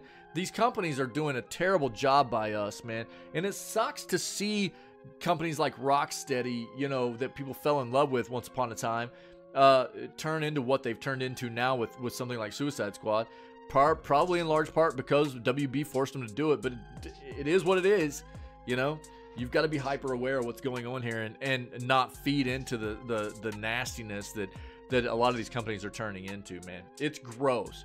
But don't get cheated by this, man. The premise around it is actually kind of cool. Who doesn't want to be a flipping pirate? You know what I mean? But dude, just save yourself a little bit of buyer's remorse and just wait until this game comes out. Look at what reviews are saying and everything before you decide to, you know, give Ubi even more money for another subpar product. You know what I mean?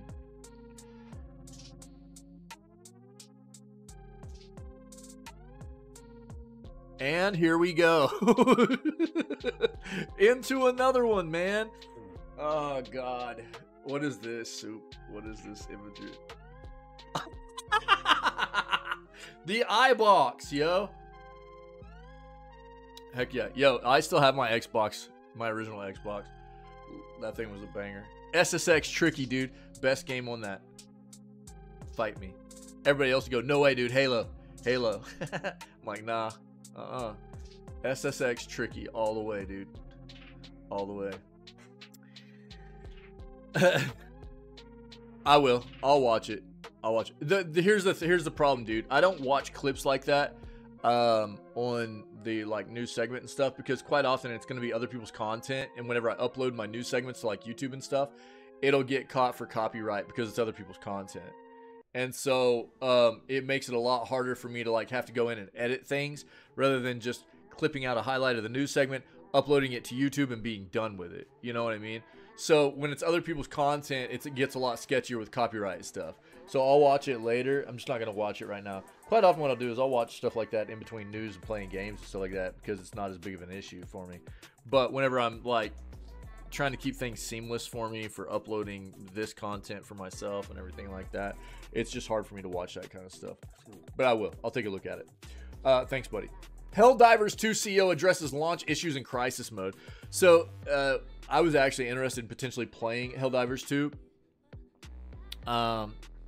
And then I looked at it on release yesterday, and it was getting just torn apart. Apparently, it's pretty bad. It's gone up today. It's gone up today to about a 69% positive kappa when it was at about 50 yesterday. But yeah, 69%. That's still not good. That's still not good, dude.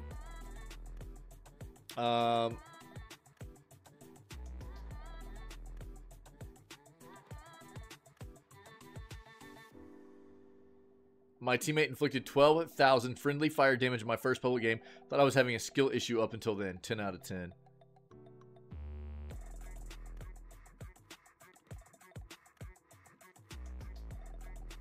Can't establish connection to the game. Couple of crashes, network disconnects, screen tear. Didn't deter me. Gunplay is great. Progression's fun. Community war is awesome. Environment's amazing. Bullet damage to the bugs. Everything. Recommend for sure.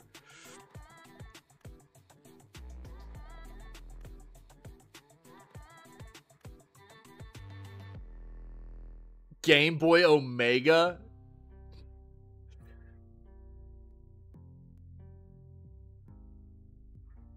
Looks like reviews are getting better.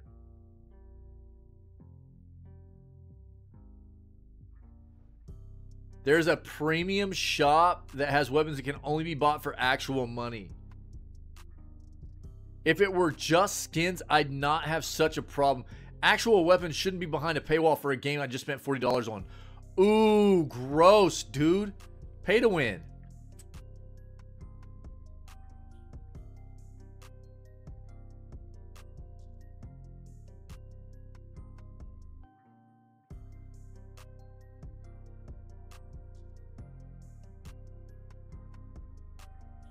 Premium currency can be found in missions, and about 600 to 700 is obtainable in the free pass.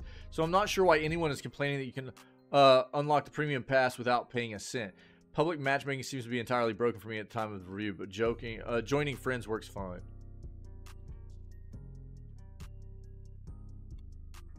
Buggy mess, crashes constantly, suffering from infinite loading screen bugs. Matchmaking doesn't work in a game designed for 4-player co-op. Has a cash shop with a battle pass. Bit too much on the budget went towards designing the game to extract money from consumers. Not nearly enough went to Q&A. Bonus points for extremely invasive anti-cheat that uses up a quarter of current high-speed spec Intel CPU. Developers need to stop releasing unfinished games. Yes. Agree.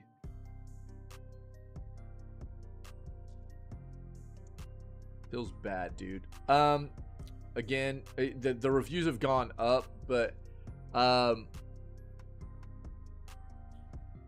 it does look fun, which is why I was interested in it in the first place. I like games with progression, so that's always interesting to me too. I need to look into whether or not, you know, it's got any kind of actual pay to win in it, or if you can grind the weapons with currency in the game or not. I need to look into that, but let's take a look at this. CEO addresses launch issues in crisis mode. Helldivers 2 was released today on PlayStation 5 and PC, but it has quickly succumbed to a series of launch issues, including problems with matchmaking and connection to the game's servers. There are widespread reports of crashes and issues with crossplay. Get over here a little bit. The digital and crossplay mechanics, blocking players from connecting with their friends across the digital border between PS5 and PC platforms. In response, the CEO of Airhead Game Studios, Johan Pilstead, took to the game's official Discord server to offer an apology and an explanation. Crisis mode. Helldivers 2 has been the subject to a series of hotfixes being desperately applied by the game's developer just hours after it was released globally on PS5 and PC. On Discord, the developer's CEO offered up a lengthy breakdown of the situation, with some users heralding the transparency as a welcome change from the norm. Hey everybody, it's been a bit of a crisis mode in the studio today, therefore I have not been as active as I would have liked. We are seeing the matchmaking issues as well as some of the unfortunate stuck on login screens crashes. Just wanted to let you all know we're working as hard as we can on resolving these. The volume of players exposed some shenanigans in the system that went past many hours of testing. We have tried resolving it on the back end only, but it seems like we will have to patch the game to resolve the issue. Sorry for this, and thank you for your patience. For now, I recommend to team up with people from the community, as joining friends works fine. Hope you are enjoying the experience once you get into the game. Social media players who can get into the game without issues are reporting positive feedback. Unfortunately, the early problems with the game have led to a 48% of the reviews for Helldivers 2 being negative on Steam. Fans are hopeful the game will be able to bounce back from these teething issues. Yeah, so obviously from when this was written to currently, it's gone up 21% positively, correct? So that's a good look. Maybe it will get better. It definitely was a bad look to begin with. We'll keep track and see how it goes here. You do like to see a company taking care of their product in a very timely fashion, especially when it has as many issues as this has on release. So we'll see how it goes. There's still a chance maybe we try it out. Who knows? But it definitely, if there's pay to win in that game, there's absolutely no way for me. Pay to win is unacceptable, man. Subnautica 2 clarifies games as service announcement. This is concerning.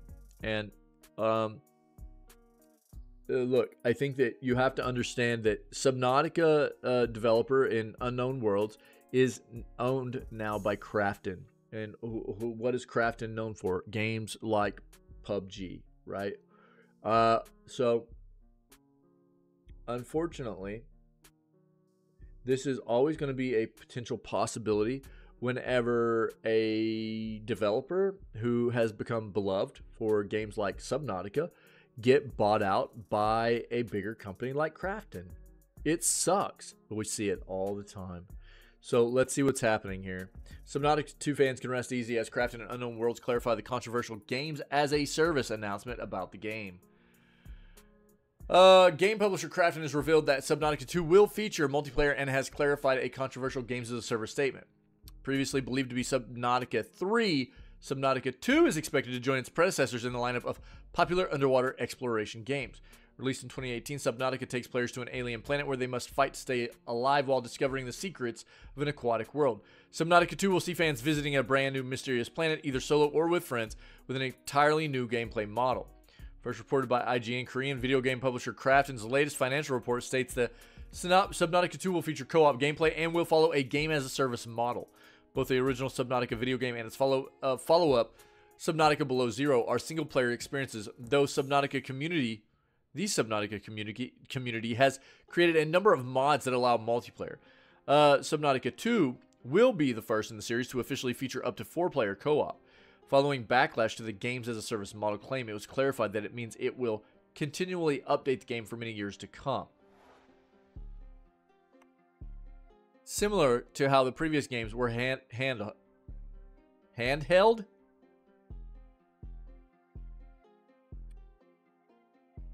There will be no season passes, battle passes, or subscriptions. I'll believe it now when I see it. Why would you call it a game-as-a-service model?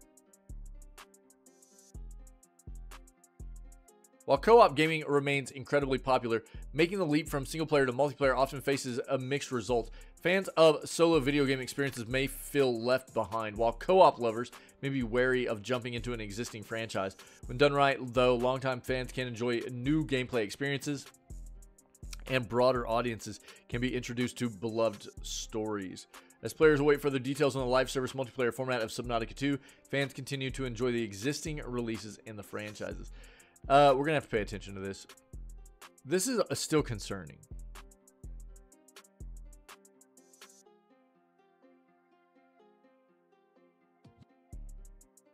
No. Why would you call it game as a service if it's not game as a service? You know, that's a big difference between, yo, we're going to approach this like we've approached the previous titles and continuing to update them and add content and da-da-da-da-da, you know, it's a much different thing. So that's a bit weird. Mullet Mad Jack is extremely my kind of unbridled FPS chaos. Let's take a look at this. Retro anime stylings mixed with a roguelike make for a happy me. First spotted when James and Liam RPS in Peace covered the PC Gaming Show 2023. Mullet Mad Jack is a roguelike FPS with a Steam Next Fest demo out right now. My goodness me, it rules. This retro anime aesthetic is cool, sure, but I particularly love its setup, which forces you to blast through corridors as fast as you possibly can. Yeah, this is extremely a bit of Edders, and it's gone straight on the wish list. Sir, initializing our live stream show.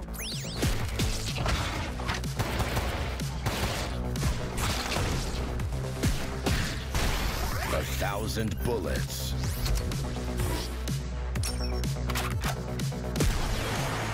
And 1 mullet. Badass moderator to take care of our butts. Especially our prices. Destroy these damn robots!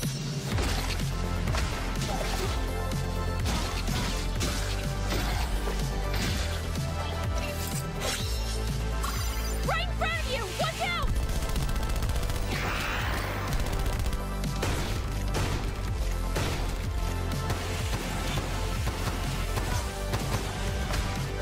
This actually looks dope. Checkpoint. Old school anime action. Gives me like Kung Fury vibes.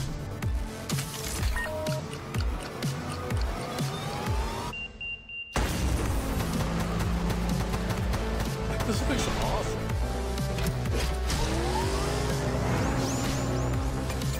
Wish list now. Mullet Mad Jack. That's awesome. Yo, that looks sick. Mullet Mad Jack. Hold on.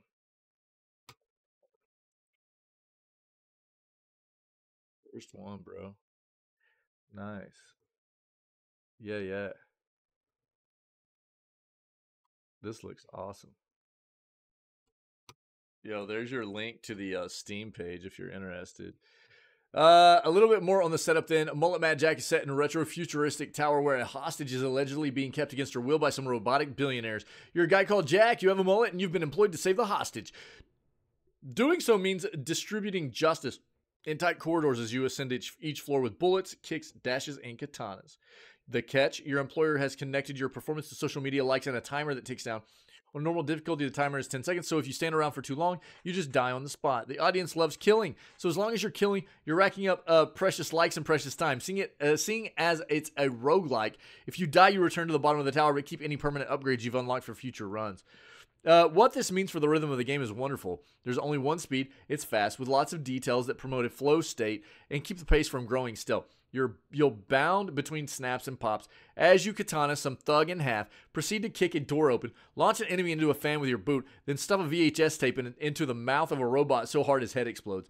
The handling is crisp, and the upgrades you get to choose as you ascend floors seem to amp up nicely. I chose one that added extra time to my meter for crotch shots, and another that spawned exploding barrels in convenient spots. Doesn't take itself seriously at all.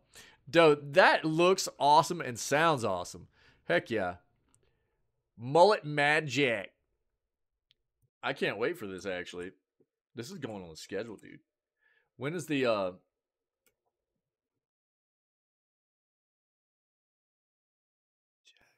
This looks great. Dude, let's get the schedule up here. Hold on.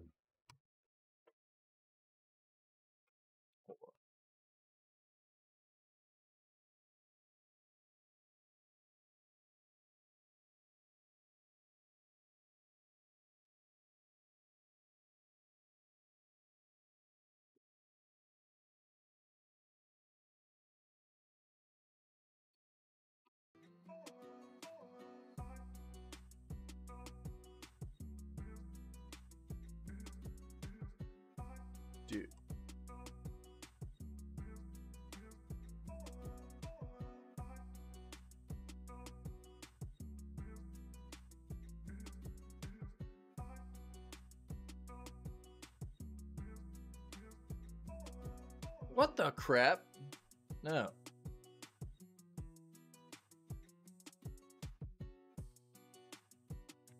Bro, what is happening? Give me a flipping break, please.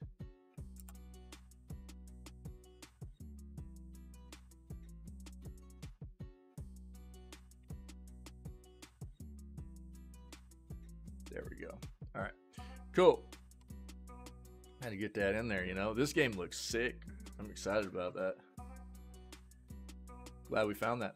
Take-Two is working on significant cost reductions, but has no current plans for layoffs. That's good. We've had way too many layoffs already, so a similar plan last year led to layoffs across a number of divisions. Yeah. Take-Two CEO Strauss Zelnick says the company has no current plans for layoffs despite the launch of a strategy to reduce costs across the company. In a statement following the release of its financial results for the third quarter of its 2024 fiscal year, Zelnick stated that Take-Two was planning to drastically cut costs across the business. Our strategy is anchored in creativity, innovation, and efficiency. Zelnick said, we are currently working on a significant cost reduction program across our entire business to maximize our margins while still investing for growth. These measures are incremental to and more robust than our prior cost reduction program. We aim to achieve greater operating leverage as we roll out our outstanding release schedule. The prior cost reduction program was announced in February of last year and saw the company trying to make annual savings of $50 million. This resulted in a round of layoffs the following month, with staff at several divisions affected, including the indie publishing label Private Division. However, speaking to IGN, Zelnick was asked if the new cost reduction program would also involve layoffs, as has been continuing to happen across the industry in mass. Zelnick replied that while the details of the program still had not been fully figured out, we haven't put any meat on the bones of that yet. Layoffs currently aren't on the cards. Bro, my bad.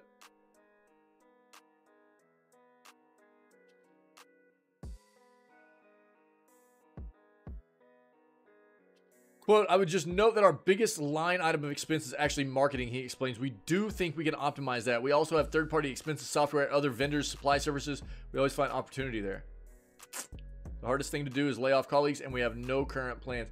In the years since Take-Two's previous cost reduction program, layoffs have become a frequent occurrence across the games industry. Job losses across the industry were widespread last year with over 9,000 layoffs, and they don't appear to be slowing this year, at which we've already, in the first month of the year, in January of this year, have already surpassed half of the total layoffs of the game industry that happened last year.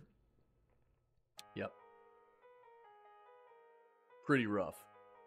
So let's hope that there aren't more coming from Take-Two, but it's not looking good, is it? Yeah, we heard about this not too long ago. This has to do with 2K Games and I think Take-Two, actually. The video game company denies lawsuit claiming it steals virtual currency. Take-Two Interactive and 2K Games have pushed back against the lawsuit that virtual currencies effectively steal money from players. Lawsuit was filed in November by a California minor, and his mother claims that Take-Two is guilty of unfair business practices and civil theft for shutting down servers for several NBA 2K, WWE 2K, and PGA Tour 2K titles. This caused players to lose access to in-game funds they had paid for with actual funds. Take-Two has denied this class action lawsuit, stating that virtual currencies within games are fictions created by game publishers. The video game company has hired a legal team with the aim of getting the case dismissed. Are you guys hearing this? Take-Two, you hearing this, Soup? Your favorite company, Take-Two, has denied this lawsuit, stating that virtual currencies, even if you've paid for them out of your pocket with real-world monies, once they are within their games, become fictions, meaning they have no monetary value.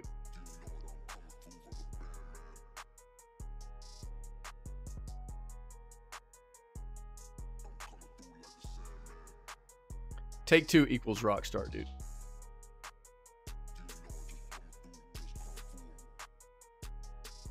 Take-Two equals Rockstar. Yeah, dude.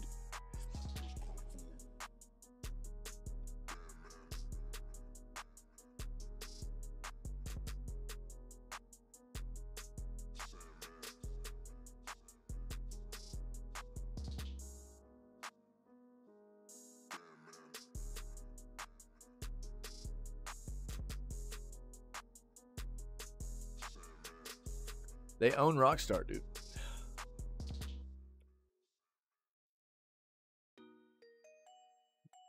Headquartered in New York, Take-Two Interactive Software is a leading developer, publisher, and marketer of interactive entertainment for consumers around the globe. We develop, publish products principally through Rockstar, 2K, Private Division, and Zynga.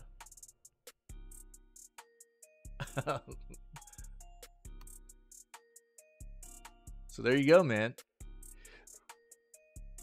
So this is literally Take-Two telling everybody that as soon as you open your wallet and you buy any kind of premium currency in any of their games from any of their developers, that in-game currency becomes a thing of fiction. It has no value anymore, even though you paid real-world money for it. I mean, yo, what up, Pinky? Yo, did you see what I just sent you, dude? The peepo poo-poo time. That's right, dude. So, virtual currency is not plaintiff's property, a Take-Two lawyer stated this week. Interesting. Instead, in-game virtual currencies are fictions created by game publishers, subject to the publisher's terms of service and user agreements. Yeah, you saw it? Dude, I thought that looked sick. And it's like a time-based thing, so it's real fast-paced and everything. I figured you might like it. This is the same thing as a company going, yo, even though you paid money for our game, you don't own our game. It's basically the same thing, right? You paid real-world money for in-game money. You don't own that money, though. That money's not real. It's not yours. Take-Two has requested for the case to be dismissed, highlighting clauses in each of its game's EULA documents and user license agreements that state players also have only a limited right and license to virtual currency that Take-Two can choose to suspend or eliminate as it sees fit. This is your Grand Theft Auto company. Soup, here you go, buddy. This wording is standard across most EULAs, and this case is a good reminder of why gamers shouldn't bank too much money as a virtual currency at once. Yeah. And they'll probably win here. Unfortunately.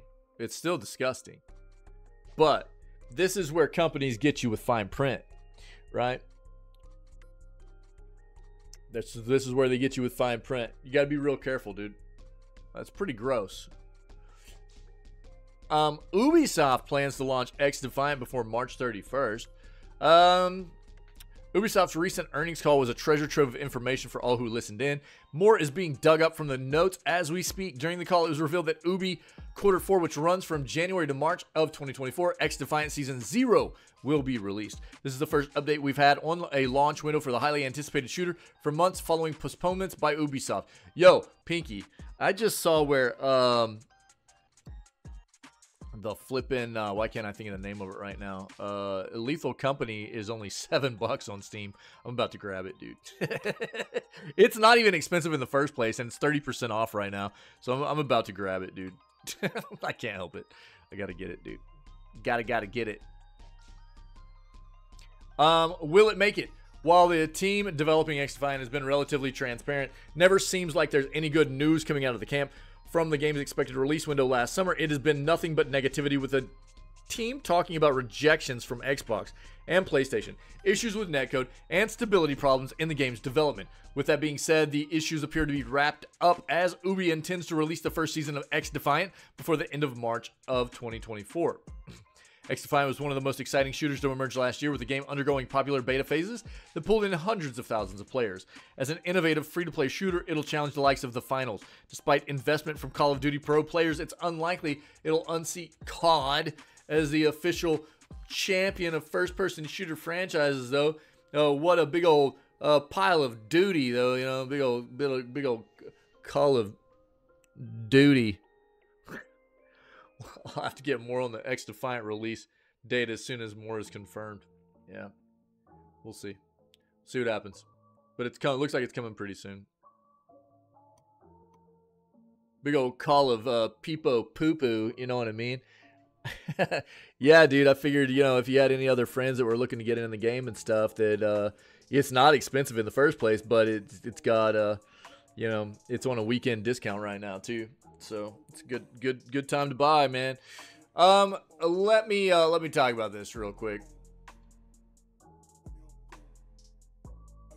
So we'll do this first, since we were just talking about Take-Two and all that. Rockstar seeking perfection for GTA 6 and will release it when it's optimized creatively. This company errs on the side of perfection. Every company should.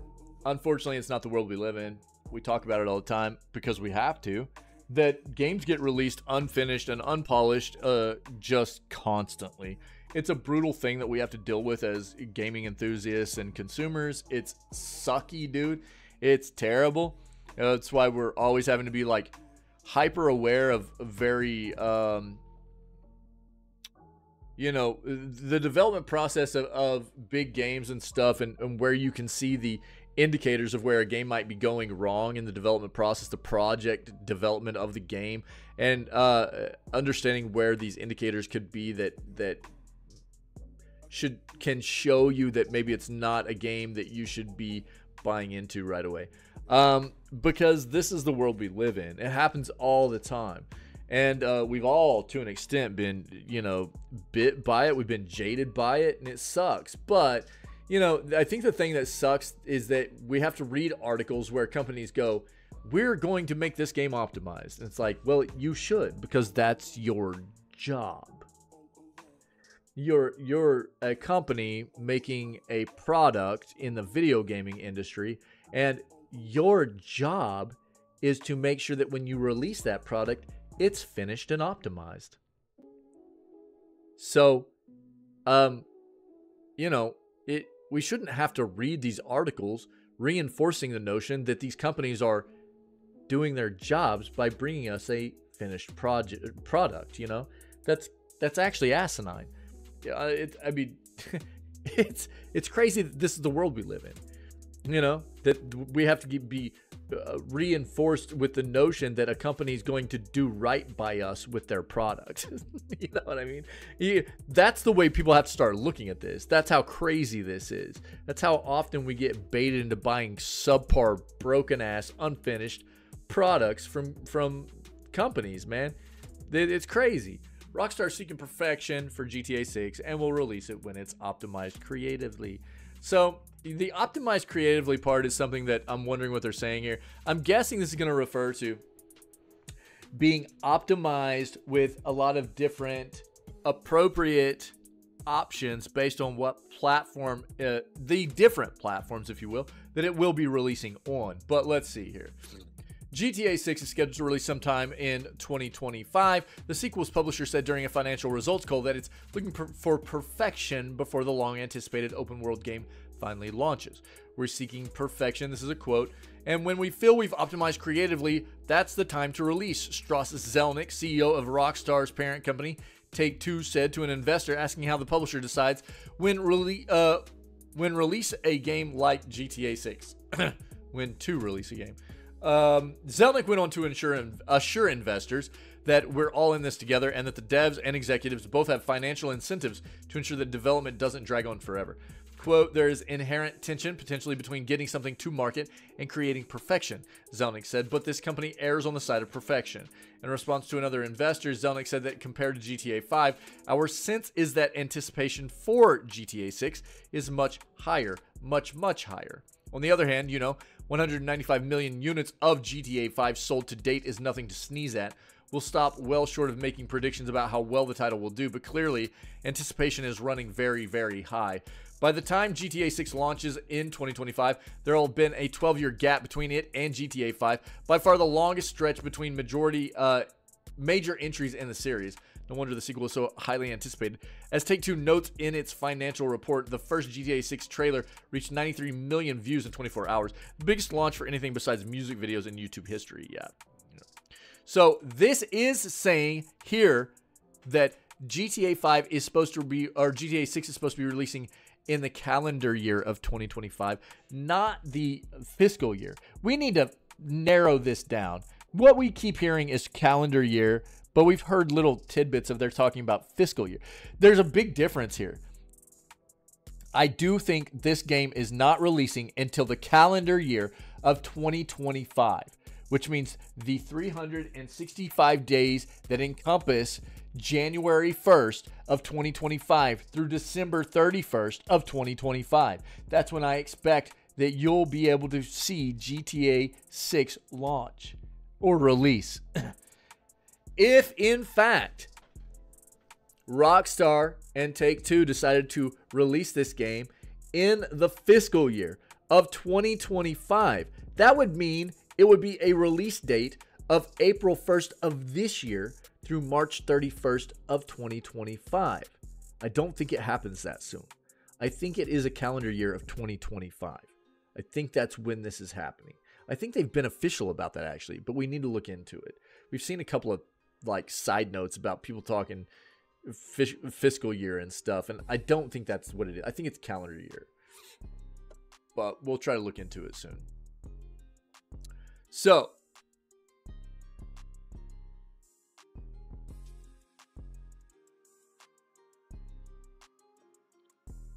here's some of the last stuff I have to talk about here. And shout out to our buddy Tinwin. Tinwin shot me this basically last night. And it is a post that is comparing how disgusting a cosmetic bundle is in Foam Stars, which already is kind of a gross game, just being completely riddled with AI from Square Enix. And then, you know, look at how much the cosmetic sets are costing, you know, 45 bucks US, you know, and they were trying to compare. I look, I mean, I'm not a big fan of social media, but I couldn't help but reply to this because I understand what maybe Fall Koopa was trying to do here in comparing what you could get for the same price tag right now in the Yakuza collection to what, you know, a cosmetic set costs in Foam Stars, which is disgusting. 45 bucks for a cosmetic set, get wrecked, you know, or a cosmetic bundle, whatever. But I couldn't help but reply to this and point something else out as well. They're also promoting RGG, which is the developer, and Sega, the publisher of the Yakuza collection, when their new game they're publishing right now, Infinite Wealth, Like a Dragon Infinite Wealth, is actually paywalling New Game Plus, which is unacceptable, right? So when you know, this is the thing that's rough. Don't promote or try to compare a scummy thing with promoting another company that's behind doing recent scummy things. Let's try not to do that here in the gaming industry. You know what I mean? I understand they probably were overlooking a little bit. They were just trying to give a comparison, but you've got to be hyper aware of what's going on here. You know, you're calling out something scummy with a company that's also doing something scummy. And that's kind of gross, dude. You know, which is why I replied, absolutely disgusting. Foam Stars is already an AI-ridden piece of garbage. But also, let's not promote support Sega and RGG right now, who is paywalling New Game Plus and the new Like a Dragon Infinite Wealth game. The sad world of gaming we live in. Dude, please, come on, man. You can't tell me that you couldn't find something else comparable in price that would have been a nice comparison without promoting, giving money to a corporation that's paywalling New Game Plus. How gross. Absolutely unacceptable, man. I've actually talked about this here recently. You can't do that, dude. You can't paywall New Game Plus. This is not something that we can allow to happen, dude. Yo, what up, Florida? How you been? Dude, you cannot allow this to happen. As consumers and gaming enthusiasts, if we allow Sega and RGG to get away with paywalling New Game Plus in their games and other companies start doing this, what's next? I'm serious, man. We're gonna start getting like paywalled accessibility options, paywalled flipping, you know, FOV sliders. You know, starting a game will be a microtransaction. Yeah, paywalling, flipping, you know, key binding. Get flipping wrecked, dude. You can't do this. You cannot. You cannot. And that's why, you know, again, I think that the individual behind this post was probably just trying to find something quick to make it a price comparison on. And you get a lot of old banger games here for a good price tag. But, dude, you can't support Sega and RGG right now. You can't do that. You can't do that. Yeah, exactly, Florida. Absolutely disgusting. Which takes me into our final article, right? About Crazy Taxi. This is True's going to be stoked about this one. But again, this is a Sega game, dude. This is a Sega game. So the latest Crazy Taxi leak claims the game is planned for 2027. Hopefully, Sega will have backtracked by then and gotten away from this whole New Game Plus stuff. But Crazy Taxi leak reveals a rumored release window. At last year's Game Awards, Sega revealed that it currently is working on reboots for 5 of its classic properties. We've seen little tidbits of all of these already.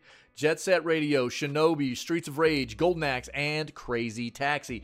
The latter is one of the more exciting reveals as the Crazy Taxi franchise is near and dear to many players' hearts. Recently, a new leak has come out detailing a few major updates for the reboot, including a rumored release window. Unfortunately for fans hoping to jump back into Crazy Taxi soon, sounds like we'll be waiting at least a few more years. The reboot rumored release window is going to be for a 2027 release. The leak comes from Twitter user, bro, I can't pronounce that, who goes by Midori. They have previously leaked several Sega and Atlas announcements, so there's credibility here. That said, you'll want to take this with a massive grain of salt until Sega announces something more concrete. Midori's leak claims to know the release window and the form this version of Crazy Taxi will take. The first thing to note is Crazy Taxi is supposedly being planned, like we've talked about, for a release date in about 3 years. With that window so far away, it's impossible to narrow down further. Also possible, we'll see the release date moved around even further depending on how development progresses. The other detail shared by Midori is that Crazy Taxi is not a remake. There might be plans for a remake down the line, but the version shown at the Game Awards is a reboot featuring online elements. No real explanation of what the online elements will look like, but racing modes would make quite a bit of sense. I mean, for the way that Sega's you know, handling things like we were just talking about, it'd probably be like anytime you want to get into the car and start a new fare, you have to pay a microtransaction, right? Let's go, dude. On top of that, it sounds like we can expect the Crazy Taxi reboot to come to the next generation of Nintendo hardware. With the release date so far out, Sega hasn't announced platforms, but if this leak is correct, whatever Nintendo does next will be included. It'll probably come out to PlayStation and Xbox platforms and PC, but that's yet to be confirmed. Yeah.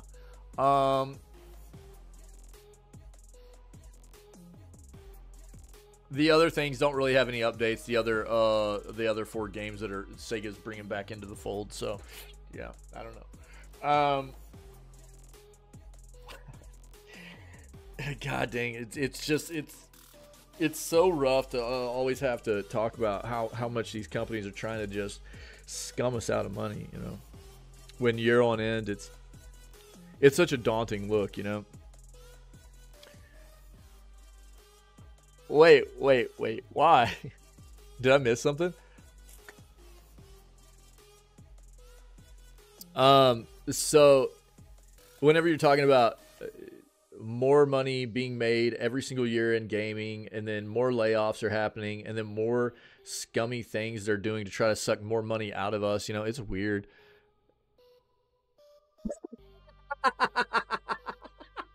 Yo, dude. Yeah, GG's, dog. GG's. Yo, random mode. Let's go. It is a bummer, dude. It is a bummer. I agree. It's really rough to watch. It's really rough to have to talk about every morning in the news and address and try to deal with and see it happen, you know. It's not that there aren't good companies out there, you know, taking care of us as consumers, but it feels few and far between, you know. It feels really like bleak out there for the now that we're friends again, Is it okay if I pet you? Holy crappers! Thanks, dude. Yo, thanks, dude. Thanks, Florida. Incredible. Florida_Boricua just resubscribed for 4 months. Random Yo, out. insane. Thank you so much. That's incredible. Yo, let me bring this back up real quick. Now that we're friends again, is it okay if I pet you, Florida? Yo, Doki Doki Literature Club Plus and Lost Castle are free right now on Epic, yo. So, who knows what the free game giveaway stuff, what will happen with the free game stuff now that Disney's such a big part of buying into Epic. They don't outright own or own a majority or anything, so hopefully this will continue. But get your free games, man. Get your free games. Don't forget, I've heard wild stuff about Doki Doki Literature Club, so yeah. So Disney purchased, we've talked about it yesterday, and we talked about it a little bit again this morning. Disney purchased $1.5 billion worth of investment in Epic Games. So that's about 10% of Epic that Disney now owns. And honestly, it makes a lot of sense. It business-wise. Now, what it means for us as gamers is yet to be seen. I'm not a big fan of the way Disney does stuff for gaming. I'm really not. But you talk about, like, Lego is already, with Epic. Lego already does a lot of Disney stuff. And Disney has collaborated with Epic a lot in the past. Epic has a lot of platforms that work very well for Disney content, and so all of that coming together. And Disney's actually used a lot of Unreal Engine to do a lot of their movies and stuff like that. They've collaborated for a long time. They have. So a lot of from Epic's engine to Epic's platform, Epic's Fortnite multiverse to, they've collaborated for a long time anyways. Yeah, they have. Good point, Pinky. Yeah, absolutely. So it's it makes a lot of sense from a business perspective. What it means for us now, I think it's kind of obvious what you're going to see. I talked about this a little bit earlier too. I think it's kind of obvious what you're going to see moving forward is that, Disney's portfolio is going to start being accessed in full through Epic's platform, right? So you'll start seeing a lot of Disney's characters, even more than you ever have. Disney's characters, Disney's universes, and all that being implemented into more and more and more of the already standing games that are on Epic's platform that are Epic's games, right? Like, so Fortnite stuff, more and more and more skins and things of that nature. And even in the Lego world, right, you're going to see Disney just being polluted through that stuff, right? Yeah, same here, Pinky. Same here. I didn't realize it until I really read that article we came across yesterday, how much that apparently Disney has used the engine, Epic's engines for their animation and stuff. I didn't realize till yesterday, but you're absolutely right. Because that's the way I always look at it too. I always think gaming before anything else, but it makes sense. So you'll also, like I said, I think you're going to start seeing the majority and plethora, whether it be new games or even access to the older Disney titles, just being accessible through Epic's platform, right? If they're not already, then they will be, yeah?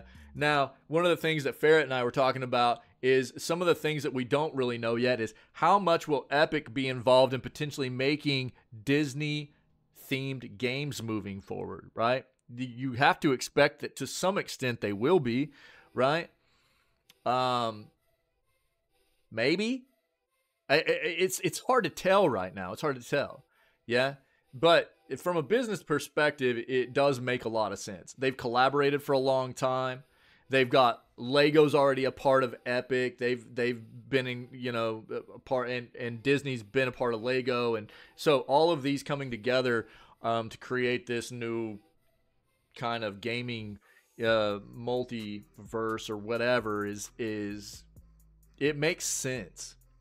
What exactly it means and what exactly we're going to get from it, I think is going to take time to tell, right?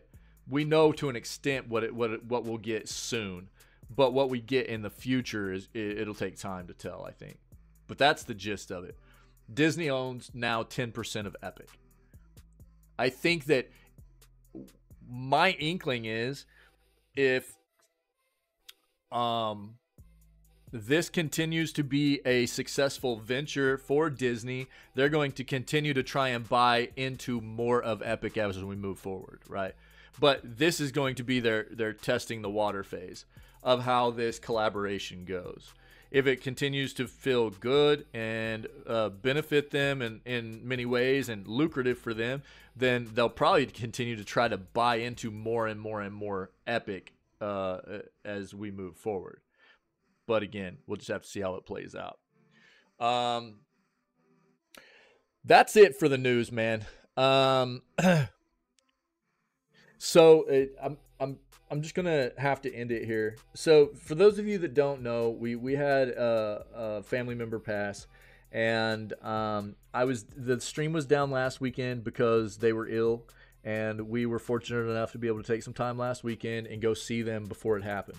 And then the day it was early, in the beginning of the week, they actually passed, and so we are going to go be spending the weekend with family again this weekend to attend services and memorial and stuff for our family members. So I thought I was going to be able to get some gaming in today originally, but it doesn't look like I'm going to be able to. We've got stuff going on this afternoon. We've got to attend and stuff going on this evening. We've got to attend and it's going to happen a little bit earlier than what I expected. So I do apologize. I hope everybody understands that family's very important to me, so it's always something that's going to take a front seat to what I do here, even though this is very important to me too. I love this, man. I love being here. I love spending time with you guys as my friends and helping to always, just build this community and have fun together and laugh together, man. This is a big part of what brings me joy day in and day out, and so it feels weird to me taking time off, but hopefully everybody understands why this has had to happen here recently, and I appreciate that understanding, and I'll be back on Monday. Okay, so I don't know, on that note, dude, I hope everybody has a banger weekend, man. I'll be around on Discord and stuff if anybody needs anything. And thanks, True. You didn't have to do that. You didn't have to do that. Thank you. I appreciate it. Yeah. True 007 cheered Dex 100. Cool story Bob love hearts. Cool story Bob love hearts. Nice, dude. Cool story, Bob. Yeah. Yeah, so we've been trying to promote using Bob Ross emotes. Our family member's name was Bob, and look, I mean, Bob had a long life. Bob was a good dude, and it's tough for people. Loss is tough for people, especially when somebody like Bob that had an impact on so many people's lives. Such a good dude, and that's I think the hardest thing for people. But it's we're gonna go celebrate Bob's life and who Bob was while he was here and what an amazing person he was and everything, man. And it always sucks losing people that mean something to you, but for somebody to have such a long life like Bob did and to have meant so much to so many people and everything, and to have impacted so many people, it's a great thing, dude. So it's just one of those things. Life, that's part of life, and you can only, I think, in large part, whenever you feel like somebody has had a pretty solid life and a pretty long life, then you just gotta be grateful for that and be grateful for having been a part of their life and things like that. So that's what I'm trying to do with it, man. and just trying to be there for other family members that are having a tough time with it and everything. So you guys are my rock, dude, in large part. Obviously, you know, my wife is too, and my kids are too, but you know, you guys definitely are a big part of what keeps me sane and keeps me smiling and happy, and you know, keep my headspace in the right direction, and you know, I really appreciate you guys for that. So just know that I'll be missing all you guys while I'm away this weekend, and I can't wait to get back on Monday. When I get back on Monday, dude, we'll figure out what we're gonna play. Finish up Fallout New Vegas, and then I'm gonna try to finish up Fallout New Vegas in a timely manner, and then we're gonna get into something new, whether it be Outer Wilds, it could be maybe Fires of Rubicon. We'll see. We'll figure it out. I've got some thoughts here, and we'll get something new played, and we're gonna have some fun with it. And I don't know. I just want you guys to know how amazing you are and how much you mean to me, and that I am sorry that the stream has to be down. But I hope you have a great weekend. I will be around on Discord. Belonging. Yeah, I'm gonna have to. You know, I'm definitely gonna be getting some of. I feel like I'm missing out with Pinky right now. I feel like I'm missing out with Pinky right now with Lethal Company, dude. But I think that's gonna be our community game for Scaretober. We'll get some Lethal Company in for Scaretober, and it'll be a lot of fun. Who knows? We might even start playing it a little bit before Scaretober just to start getting the vibes in. You know, maybe a little bit in like September before October. You know, so Lethal Company is like 30% off right now. It's only $7 on Steam, yo. $7 on Steam. So if you want to play it in Scaretober, it might be a good time to buy, dude. Yeah, I know, dude. I keep seeing videos. I keep hearing people talk about it, and I want to play it so bad. But I'm going to try to hold off until Scaretober, close to Scaretober anyway. So we'll see how it goes. But I know you've been loving it, dude, and I've been wanting to play it really bad too. But it seems like a really nice, easy, low-cost game for a lot of us to be able to get into for Scaretober. So I'm trying to hold off on it. Yeah, trying to hold off on it. If you guys want the link to the Steam page here, I'll give it to you real quick. It's 30% off right now. It's normally $10, and this is a game that is overwhelmingly positive, of over 264,000 reviews right now. It just released in October of last year, and it's literally normally $10. It's only $7 right now. It's on sale through this weekend. So if you want to play come September and October, pick it up and we'll play together. We'll have some fun with it, okay? No way back. Yeah, I'm afraid of that, dude. I'm afraid of that. But I don't know, dude. I'll be around on Discord and stuff. So I'll try my best to. Of course, the weekend's gonna be busy. It'll be a busy weekend for me. But if you need me, you know, just DM me, tag me in a post, whatever, and I'll get back to you as soon as I can, man. And you know, whatever you need, I'll get you. Stay healthy, stay safe, be kind to one another. Thanks for being the amazing people you are. Thanks for understanding about me having to not have much content over the past week between last weekend and this weekend.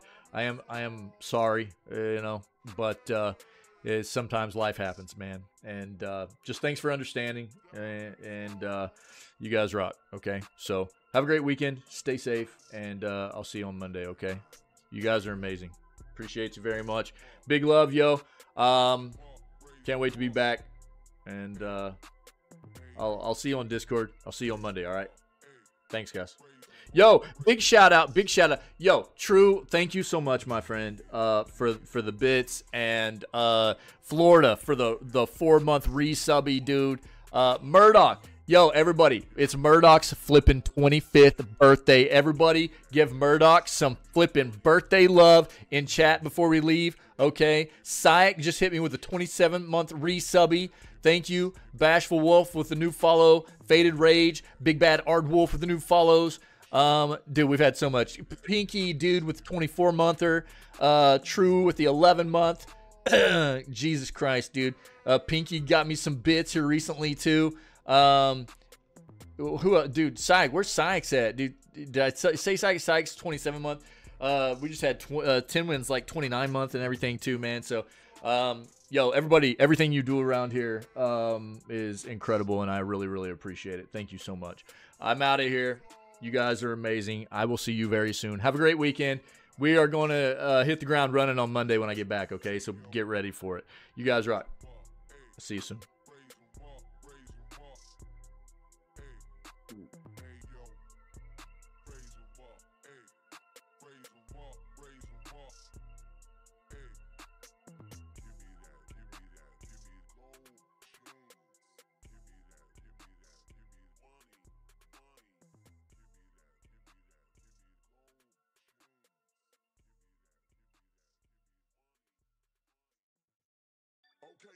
Okay.